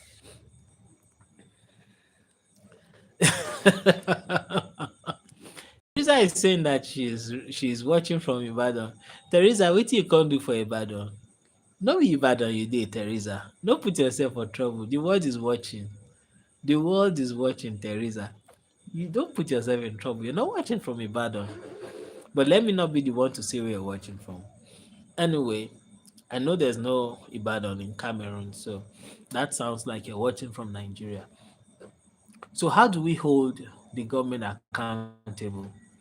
Maybe you should share share with us how you've been holding your government accountable, Teresa. Tina Mary is saying nice meeting you, Teresa. Oh, that's kind of you, Tina. Nice, nice, and kind of you, Tina. So how do we hold them accountable? Because if you say you want to hold them accountable by not paying your roadworthiness, uh, is it fund I will call it, or price or amount, then you'll be accosted or and apprehended, your car confiscated when it's found on the road without the roadworthiness. So you don't want to go that route. So how do you hold them accountable? Is it about protest and get tear gassed, or how? Because I'm wondering, maybe you have a solution to that. So I find it, disturbing and wicked, when you just take roadworthiness and you take money for it, and the money keeps increasing, and the roads are not car worthy. But because they know that we have to take our cars out, we have no choice. Let me shock you, Tina and every other person watching from other parts of the world. When the law enforcement people want to make their roadblock, I mean their checkpoint or whatever you call it, they don't take the good spots of the road. They rely on those bad spots of the road. So they look for a spot that everybody has no choice but to slow down because they don't want to die. And they stay there to stop you to check whether you have the roadworthiness, vehicle license, the driver's license, and every other thing like that. Now, at times when we get lucky and that patch of the road is fixed, they disappear from there. You know, it's as funny as that. Tina is saying, I think only a protest. I guess she's saying only a protest will work. She's saying because you will need a community to come together to make a difference and get noticed. Hmm. Tina, you're right.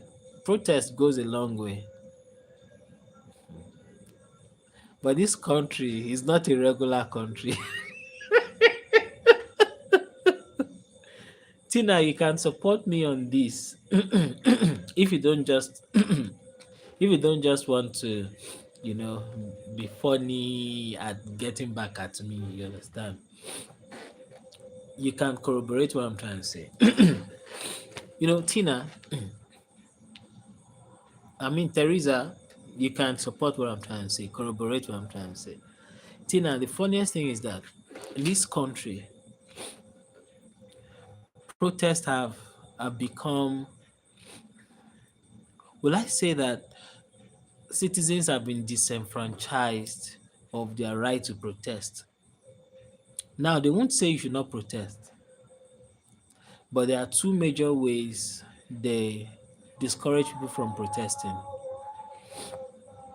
Apart from the fact that they are going to turn deaf ears to your demands and do some, you know,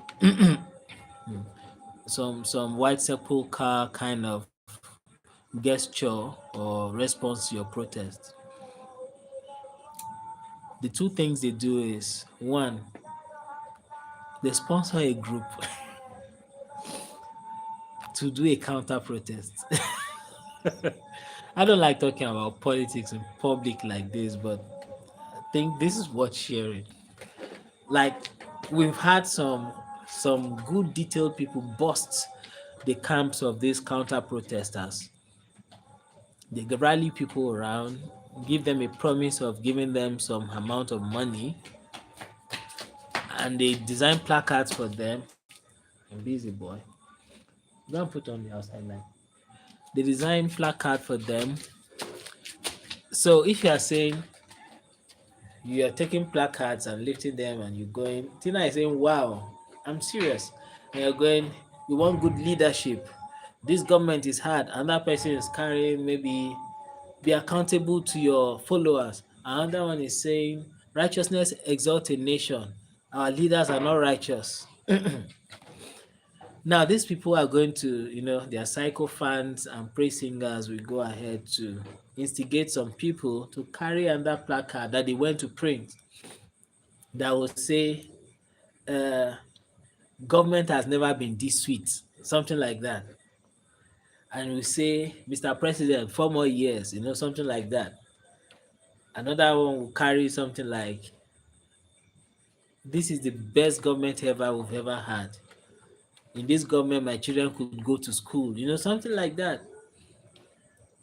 And when it comes to another level, you have flashpoints or hot flashes where the anti-protesters that were instigated will be fighting against the original protesters.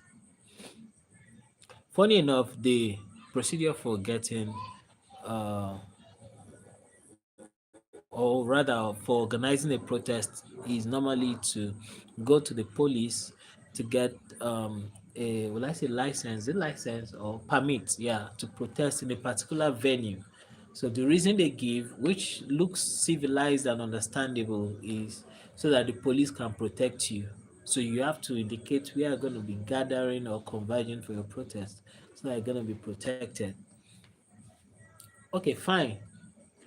Now, why grant two, let me say, group of protesters, which, of course, you're going to get to know what they want to protest about, their mission, their aim, right? Why grant two opposing protesters the pass or the permit to use the same venue. Now, when fight breaks out and the instigated anti-protesters, they won't tell you they're instigated, but we all know, we see it. When the instigated party starts to throw stones, pellets, and whatever to harm the original protesters, police don't arrest the instigated ones. Police will arrest the original protesters. So you can see how it is. So, in that kind of case, you get the narrative being switched like the original protesters were not peaceful protesters. So, thank God for social media, thank God for smart devices, thank God for smart devices. That's how you get to be able to put the puzzle together and see how this rancor started. And the innocent becomes the victim or becomes the valiant, the villain rather. So Tina is saying again, the bigger picture has purpose. Well, I think that's big. That's hard to chew. But if I understand you, well, you're trying to say that whatever they're driving at, I'm trying to get your mind on that. I think you're trying to say whatever they're driving at to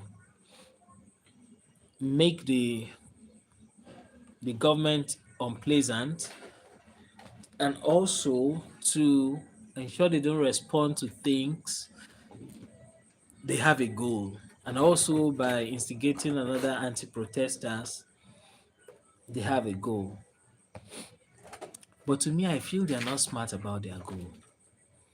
And in my own view, that's why the government of the developed or advanced countries are better than some of our governments because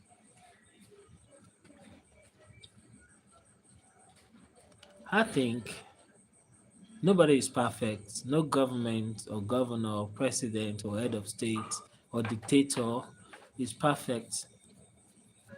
But what do you do for legacy? What do you do for posterity?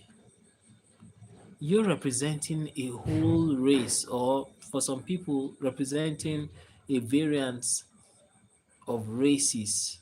A lot of ethnicities, a lot of kingdoms, a lot of empires. You're the representative. You are the one in charge of shaping their future. So what you got to do? What are you doing to better their life and the future? What are you doing to better the stand and the standing of your country for now and in the future? What have you done now? What are you doing for the future? It baffles me. I'm not saying that it's good to steal, but if you want to steal all you want. But you can steal and still do a lot of good things. That's what I say. Okay, you want money. You can't take all the money. Well, I know some greedy people can take so much or a lot, but you cannot take all the money. Okay, take all you need, but do a lot. I mean, a lot of good. It's not good to steal money. It's not good to embezzle. So that is clear. But do a lot of good for the country. That's what I'm trying to say. You know. But whichever bigger picture, they are just doing a lot of disadvantage, a lot of disservice to their people. And I wonder how they get crowned as heroes after many years. Tina is saying they allow the peaceful protesters to protest for a worthy cause, then allow the opposing side to protest in the same lot. Yeah, that's what happens. Okay, Tina is also saying because the government doesn't want to change, so they make the people. Oh wow, the government does not want to change, so they make the people change. I love that. That's what they are trying to do. Tina is also saying they believe they matter when in reality they do. I don't understand that. Okay, believe they matter when in reality they do not. Are you talking about the anti-protesters that they believe they matter when in reality they do not? I'm trying to tie that thought together. I'm sure you're trying to say something big there. So it's so funny to me. So funny to me. So what the rest we are talking about, what baffles me is that this thing is not rocket science. Like, making roads is a technology that is open to the world, that faculties and departments study in school. Like, the techniques, the approach, the things to look out for, the the the things that you can do, that you must do, that you should not do, is there in the open. So why making it look like a rocket science? That's what baffles me. It's not a rocket science. And if you don't have expatriates in your country, which I doubt we don't, we do have a lot of expatriates. But let's assume you don't have, then you must, or you should go out there and look for people who can do what you need, bring them in, let them do what's going to serve you. It's not hard. So Tina is saying it's like the voting process here. They choose the president here, the legal parties, but lead the people on to believe that their vote actually counts. No, but Tina, the truth be told, okay, you're trying to make it look like it's similar. Somehow, for somebody that is not looking so deeply, it doesn't jump at them that some people select the leader, right? So it's not that much of an insult to people's sanity and intellect over there at your place. But over here, they insult your intellect with the way they go about it. You know, when you see some solid rigging, you know, oh my God. I wish you could follow or just read a report about the last election I held in this country. It's gonna jump at you as a kind of big insult at your intellect or at the intellect of the citizens, because it's like saying Party A won in, let's say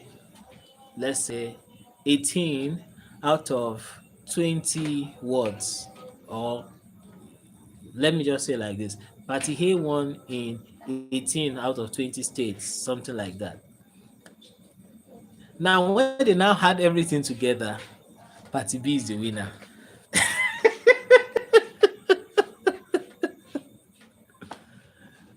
No, you can imagine. I mean, in 18 states, state 1, Party A win, state 2, Party A win, state 3, Party A win, state 4, up to maybe 18, Party A win out of 20 or 20, the way you guys say. Now, meaning that Party B won only in 2 states, but eventually when they compile the results, Party B will become the winner. And you ask yourself, make it make sense. Is it the same math we're using? Are they calculating in base 2 or in base 8 or in hexadecimal, or is the same base 10 we're using? It's kind of make you think that what's happening? you know where you hear in election that a current head of state will tell you that the best man may not win. It's always brazen that way, and that's what's funny about the situation here. So that's why I'm saying, I'm not trying to say such is not happening over there at your place, but I feel somehow the people there have respect for the sanity of the citizens over there. So they don't make it brazen, like do whatever you have to do. We are imposing a winner. They try to put some processes in place that will make the argument kind of make sense about why the winner wins. You understand? But over here, what I'm trying to say is that they don't care what you think. They don't care how you voted. They don't care who won by the papers. We've had an election here in a particular state where number four was declared the winner. I mean, number four by the number of votes, number four by all standards of voting law and indices was declared winner. We're not talking politics here. Let's cool down on this. So, um, Tina is saying, okay. Tina is saying it's like the game of chess. Unfortunately, I don't know about the game of chess. I only know there's a pawn, there's a queen. What else do you have in chess? I don't know. So Tina is also saying control will always keep the control. Just learn how to head the cattle.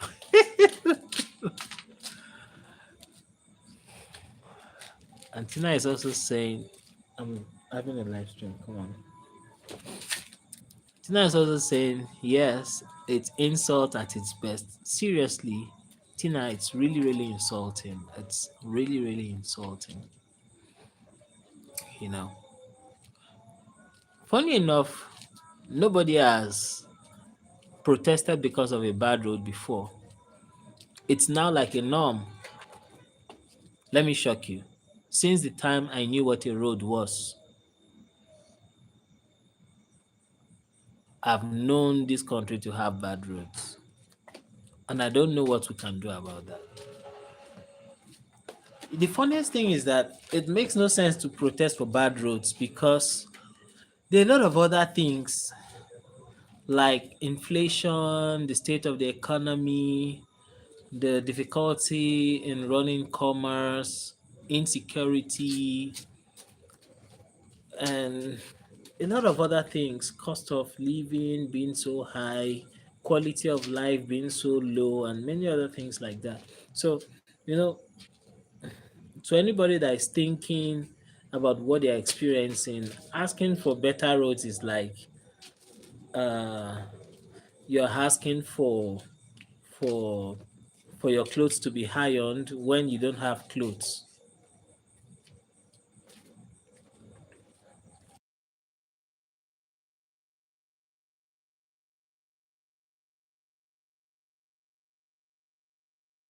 Sorry. Yeah, exactly. Tina is saying it doesn't make sense to protest for bad roads. Yeah, it doesn't because actually it makes sense, but like I think you're saying, out of the many things to address to make better, you're asking for better roads. There's insecurity, no loan opportunity, no water, no entitlement to water, even if you want to pay for it. No entitlement to gas. Okay, Tina says yes. Yeah. So we're saying the same thing. Thank you for reasoning in that line, Tina. It's kind of crazy, but we're surviving. We are survivors. We always survive. And that is why I think it has brought out the best in many of us. You know, though we have quite some bad eggs, but I can tell you the good eggs among us are so many. We are so much that are focused about making a change.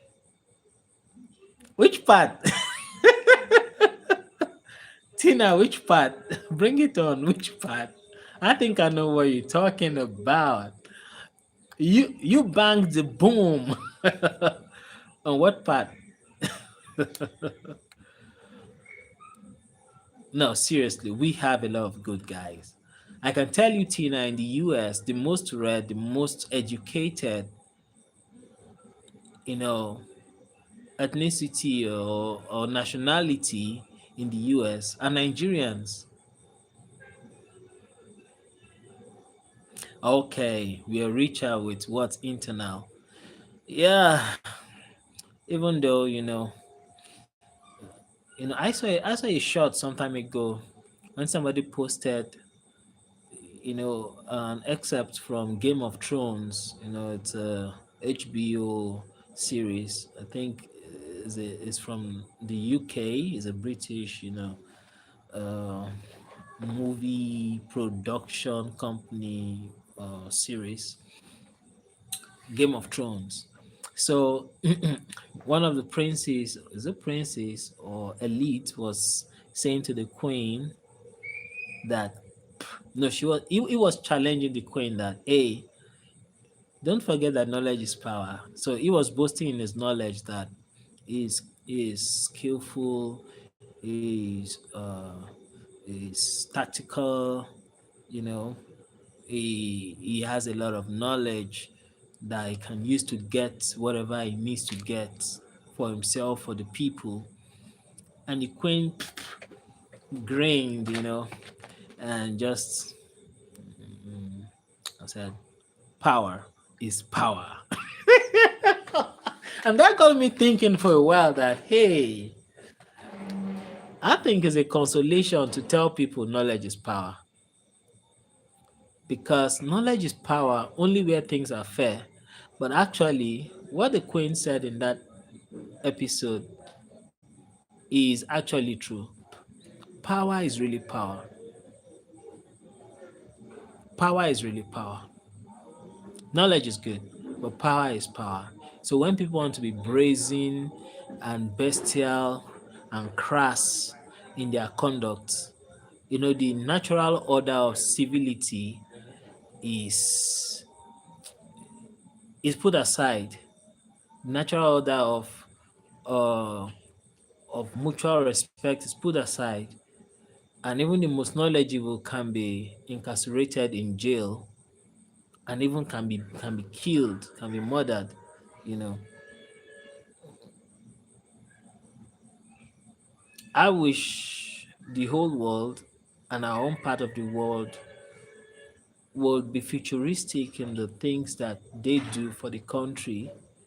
Especially our leaders around the world, and most especially in my own part of the world, so that we can be forward looking and um forward forwardly actualizing the important goals for our progress. So Tina is saying struggle brings out the kindness, unity, support, and compassion in most, not all. That's true. You're very correct. Struggle brings out kindness, unity, support, compassion. True in most and not all. In fact, that not all that you said is very correct, because sincerely yours, if struggle is pushed, or if you are pushed to a point of struggle for so much or for so long, well, perhaps the struggle is bringing out some results. Then we can talk about contentment. But when your struggle is rounding off into zero every now and then you are likely going to jettison your quest for legal struggle and try to struggle in a shorter way. Like look out for the shortcut. And that's why some people go into scam, into fraud, into robbery, kidnapping, and stuff like that. You're likely going to lose your faculty for doing things in the right way possible. So Tina is always saying knowledge is power, but knowledge in motion is wisdom. Yeah, knowledge in motion is wisdom. True, true. But now the problem is, like I said, it is when the natural order of mutual respect is available. That's when we can be intellectually engaging ourselves and deploying knowledge. So, for example, it's like this Chinese way of engaging in martial arts kind of fight. When there are rules to engagement of fighting, either in public or in private, settling rifts. They start with taking a bow. So I respect you, respect me. So the two opponents take a bow, and then they start unleashing their aggression. There's a process to everything. Then you bring out your skills, the other person brings out his skills, and the best man wins.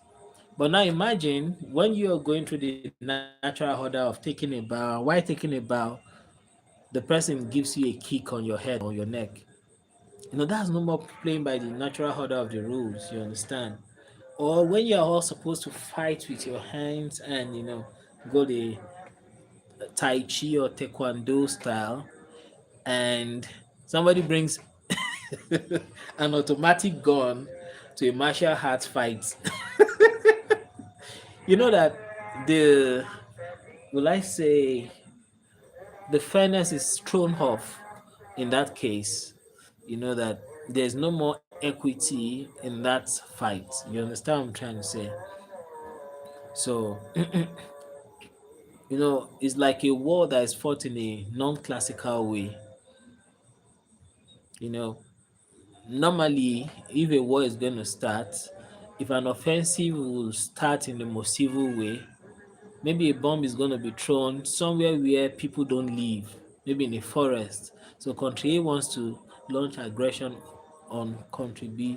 Probably they might throw a missile. I'm not saying that's what they should do. I'm just trying to say what I've seen some respectable or some countries that I have respect for and that country do. They throw a missile in the forest of the other, so they know that we are launching an offensive, and contribute retaliates, probably respectfully doing the same. But when somebody is not playing by the rule, it looks for the most populated city, and no, that's not going by the rule. So no respect for each other. So no time to engage the knowledge. Talkers of put the knowledge in motion, and that's the case that happens here. Knowledge is doused, knowledge is overwhelmed, knowledge is caged, knowledge is cuffed, and that's the problem. You know, where intellectuality cannot engage the discussion.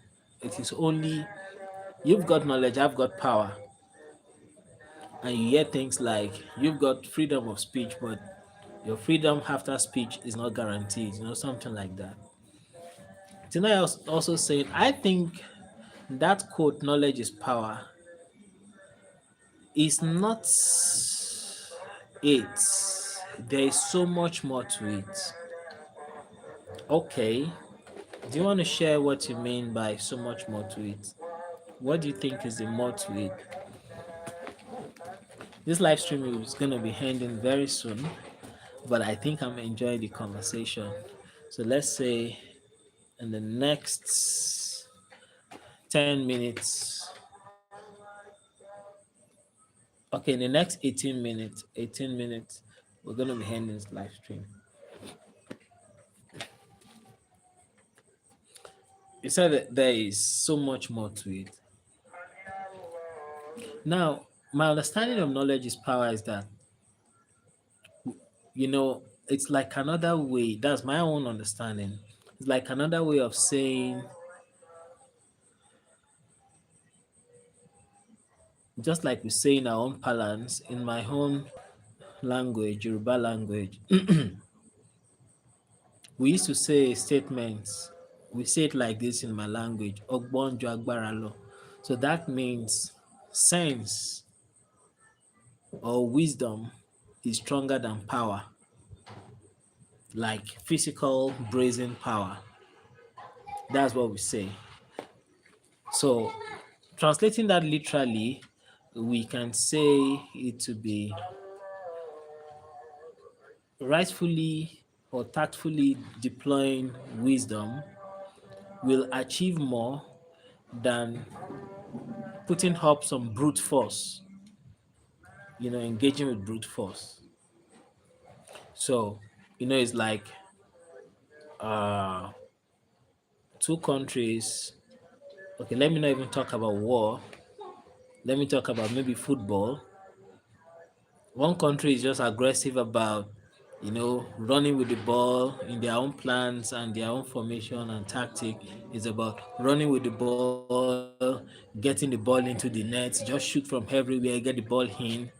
And that country is like, hold up the defense, let them wear themselves out, let their let their morale be downed, like Now I'm talking about the team B now, thinking about how to engage team A as hold your defense, tighten your defense, choke up the midfield, don't do much of attacking up till the 40th minute. 45 minutes is first half, then another 45 minutes for the second half. So up to 40 minutes, wear them out. Let them run and never make a way into your net, into your post. Until their morale is down and their mentality is like, these people are so tough, we can't break through them.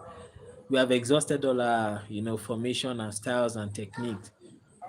Then within the last 5 minutes of the first half, launch a counter. So that's being tactical. It's not about having the speed, the brute force, the best players, you understand? Something like that. Tina is saying having knowledge is good, but if there is a barrier that keeps one from using it, like fear or something like that, so courage, bravery, intelligence, and wisdom is needed to apply knowledge. Yeah, that's true. That's true. But now they've thrown something else into the mix in the dynamics they use here, and which is make more people be in the poverty net. You know, somebody that is hungry does not have time to reason about logic. Somebody that is hungry does not have time to meditate about. Okay, let me tell you. Um, I can bet you that many people in this part of the world they never look at it. I'm one of them. Like asking myself, why are we here? That's the kind of question you hear most in the West, like in the advanced West, in the developed Western part of the world. Why are we here? Why, whether evolution or by creation, how did we find ourselves here? What's our purpose here? Why am I here myself? Not just the human race. You know, People can't think about that here because they are struggling to even find what to eat. They don't know where the next meal is going to come from. So when you're thinking of, okay, maybe to get a meal, I'm supposed to be able to have like 3,000 naira to get a decent meal. But excuse me, please.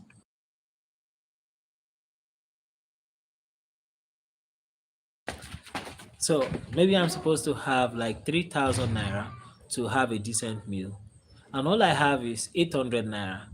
What I'm while I'm trying to permutate how to maximize that 800 naira to help me survive tonight up till tomorrow morning or afternoon, is that time I'll be able to think about why are we here? All I can think of is how will I get to tomorrow? You understand? So they keep the most poor, such that there's almost no middle class society in this our part of the world. Okay. Uh, Tina is saying something good here. She said, yes, I asked myself the same question, but I asked myself that when I was sleeping on bus stops. Well, well, I understand that. I don't want to say that your suffering is lesser than many people here, but I think I can't beg to do less. I have to say it.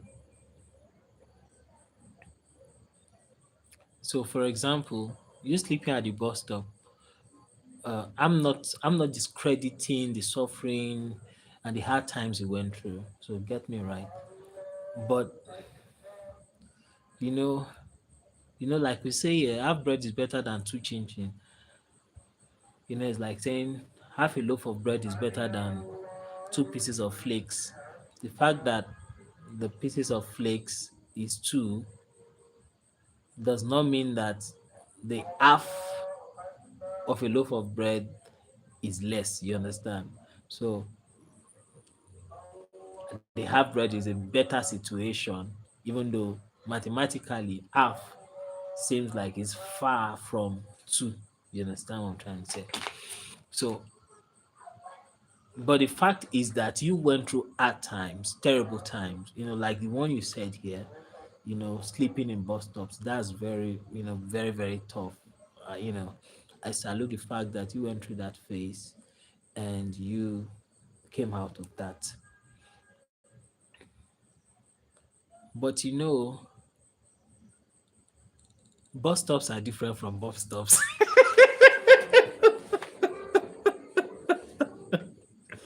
You understand? Bus stops are different from bus stops. you know, I'm sorry to say this. I'm sorry to say this. Tina, you're a lady, right?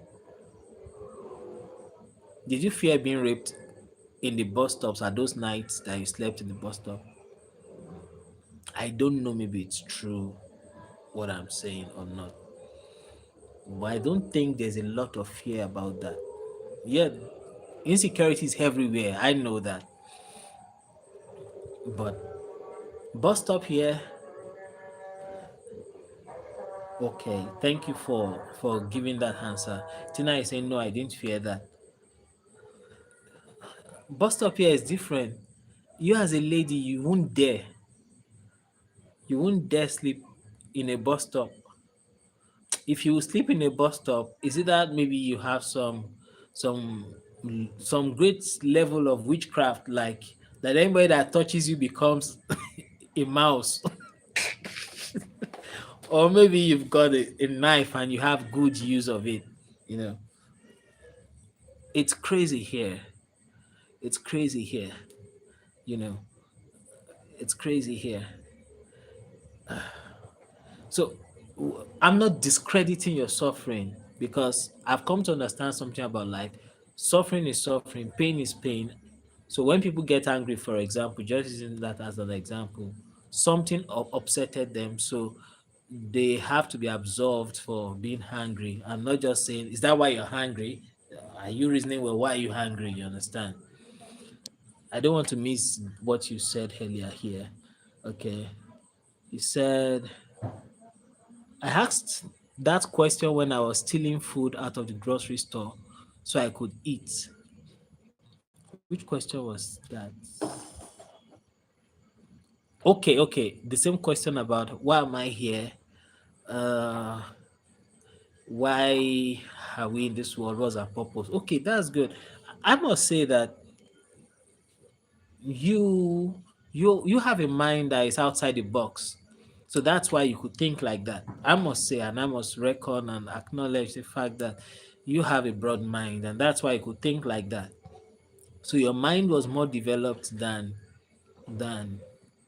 what you were facing. You understand? Your mind could soar above the circumstances you were suffering from at that time. So I must doff my hat for that, respect. Not everybody will have that kind of heart, no matter the level of suffering, whether it's a royal suffering or a proper kind of suffering. Not everybody will be able to engage their mind like that. So I think we rare breed. So I must say that. But that question brings awareness. That's still not talking. That will take someone out of poverty thinking. Yeah, yeah. But somehow I know it's almost the same all over the world. I've been privileged to engage a lot of people. But I think there's a difference between being poor and being in poverty. There's a difference between being poor and being impoverished, you know, or maybe we should use another another, deep or deeper word in English. There's difference between being poor and being a pauper or being wretched. Now, there's difference between being poor and being an hopeless wretched. You know, most people all over the world inherit their affluence and wealth. They are born into something that's going to sustain them for life. While some people all over the world still, I acknowledge that, are born into a lineage of poverty. So they didn't choose it, but they were born there. They were disadvantaged from birth. Nothing they can do about it. They will still be on that line, maybe improve it a bit. But now, for some part of the world, and that's what I think is the difference between the advanced country or advanced economy and the backward economy, is that in some countries, if you are poor, now I'm not even talking about poverty, if you are poor, it's by choice, because there are some things that you can do that you can actually be rich, if not, absolutely wealthy. So it's like saying, in advanced countries now, during winter, if you catch, like, if you get stricken by cold, like you conduct a lot of cold and shivering and stuff like that, it's by choice, because there are a couple of things you can do to live beyond or above being cold, something like that. But now, for another country that is in stone age and they experience winter, somehow I think you reckon with me that if they are cold, it's not a matter of choice. They don't have a choice, because there's no technology or commerce available for people to exchange whatever good or money they have to buy that technology or that product that will keep them warm. So everybody just bears through it, maybe stay in caves or whatever, and avoid the snow or the cold or whatever. So until somebody thinks of making a fire and stuff like that, to warm the family or the clan or whatever. So that's what I see about the difference in the state of being poor in advanced countries and the state of being poor in backward countries. In backward countries, you are left no choice. You are poor, you're poor. It's only if you're lucky and serendipity smiles on you that you can cross with hard work or with favor from being poor to rich. But in advanced countries, if you are poor, you are poor. But if you can pay the price, you can be rich. It's not an overnight thing, but you work your ass off and you can still be rich. That's what I say. I want to be sure that I didn't miss any of your messages.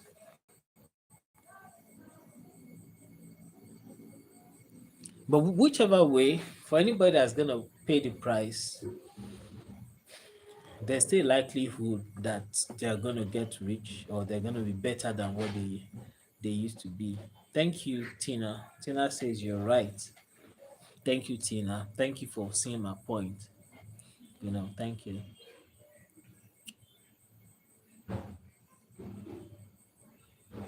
But it is what it is. It is what it is.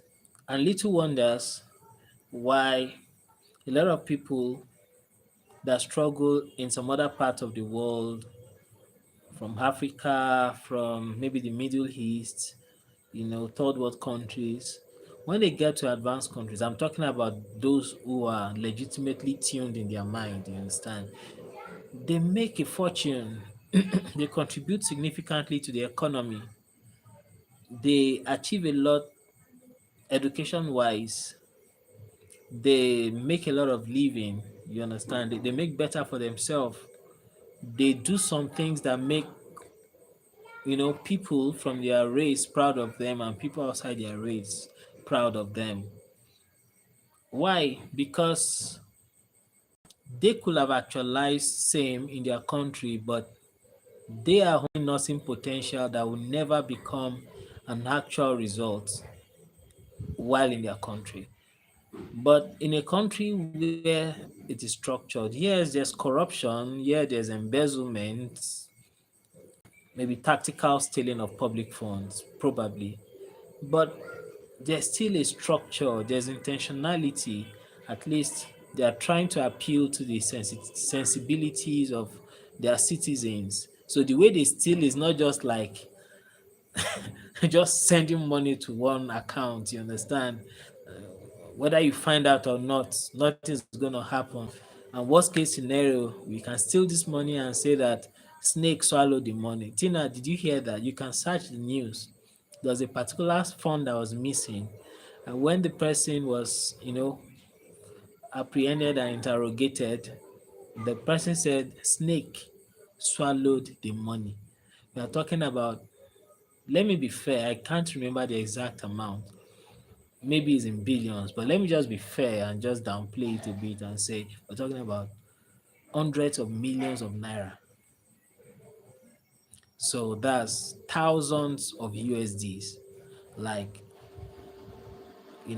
hundreds of thousands of USD. That's if it's not more than that. And the person's statement was that snake swallowed the money. Until today, after about half a decade, I've not heard that the person is in jail. Okay, maybe not half a decade, maybe 3 or 4 years. I've not heard that the person is in jail. I've not heard that the person is serving a term. I've not heard that they traced the snake and recovered the money. No, listen to that. Is that not abysmally low? Snake stole the money. Like, snake swallowed the money. Where is this money we are looking for? You made so money that's supposed to be in government coffers. Where is it? My lord, snake swallowed the money. But you won't hear things that are crass like that in your kind of economy. You know, snake swallow the money. No, no, no, no, no, no. We are not fools. But here, they will insult your sensibility. Snake, even if it's a boa, swallowed money. Is it bags of money? Come on. And that's just went like that. Tina is saying, I enjoy this conversation. I'm so happy you enjoyed this conversation. Thank you for staying tuned and for staying true till the end. I'm so happy that you could stay to this time. Thank you so much. And for others that were watching up to this time, thank you so much. I've overstayed the time I said I would live stream up to, but I was also enjoying the conversation. And Tina, you brought a lot of light and a lot of spark and a lot of sweetness to this conversation. Thank you guys for joining. Tina is saying, I seen foreigners come here and wild out, get addicted to drugs, sex, overindulge, and become unalive. Oh my God. This is another backlash to living poor. It happens here as well, like this. It's all mindset. Yes, Tina, you're very right. You're very right. So some people come out of poverty and come to a place of opportunity where things are better organized and still, make a good living and burn it all with a reckless way of living. True, true. And like you said, Tina, it's all mindset. Yeah, the foundation of the mind. And it leads back to the value we're talking about. When you talked about your first question, the important thing in relationship, and I talk about value. So imagine you have two people. One is keen about, you know, just living a good life, enjoying life. There's no other life, so I must enjoy this. If I earn 100 USD today, I spend the whole of it. You know, it's it's gonna be a kind of, will I say, hurricane or a kind of nuclear explosion if that person gets into a relationship with somebody that is conservative, plans for the future, wants to nurture a dream and actualize it kind of person. When this person is spending all the fortunes, this person is trying to save for the future, uh, you know, actualize a plan or project one at a time. There's going to be a clash. And because of the lifestyle of the first person who is a spender, somebody who lavishes, eventually there'll come a time when you'll be stealing from the other person who is conserving funds. And there's going to be clashes because if the value is different, the interest is definitely going to be interest. I mean, the interest is definitely going to be different too. So that's a great point. It's a mindset. I used to tell people there's poverty and there's poverty mentality. So poverty is a state of being in abject lack. You can't afford what you need. That's my own simple definition. You need some basic things, but you can't afford it. But there's poverty mentality where even after you become wealthy, you can still have that mentality where you still be wanting more as if you need it and you can't afford it. Like even the things you can afford that you have three or four or five of, you still want to have the six, seven, eight, nine, and tenth of. Even when it's not yours to possess, you can still snatch it off other people. That's poverty mentality at play. It happens to people who are poor, it happens to people that are rich, it happens to people who are very wealthy. If you're poor in your mind to the point that you have poverty mentality, you want to get everything even when it doesn't make sense. Just have it all. Have it all. Even when it overwhelms you like like an avalanche, you still want to have it all. You know. Thank you so much. Battery level is low and I will have to go. Thank you so much. Tina has said another great thing. She dropped a kind comment for me. She said, "You have been great. Your life was lit." Oh my God. Sometimes I think maybe I should change my discussion point from the mechanic to something else, but we're still gonna be having everything hinged around the car maintenance, car repair, car mechanic kind of thingy.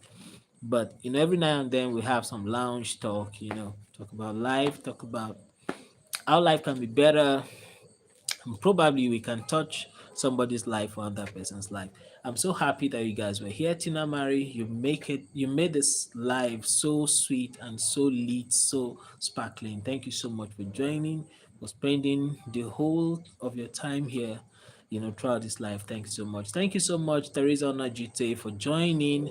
I'm grateful and I'm so happy you were here. Thank you, Lizzie, for joining this live stream. Thank you so much. And I thank you, Jed from Pakistan, for joining. This was Jed's first time for joining. I hope you have a great wedding for your relative. Thank you for joining.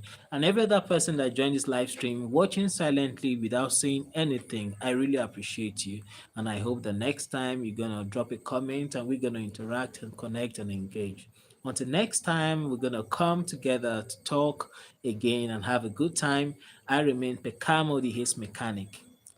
I'm your Haze Mechanic. See you next time.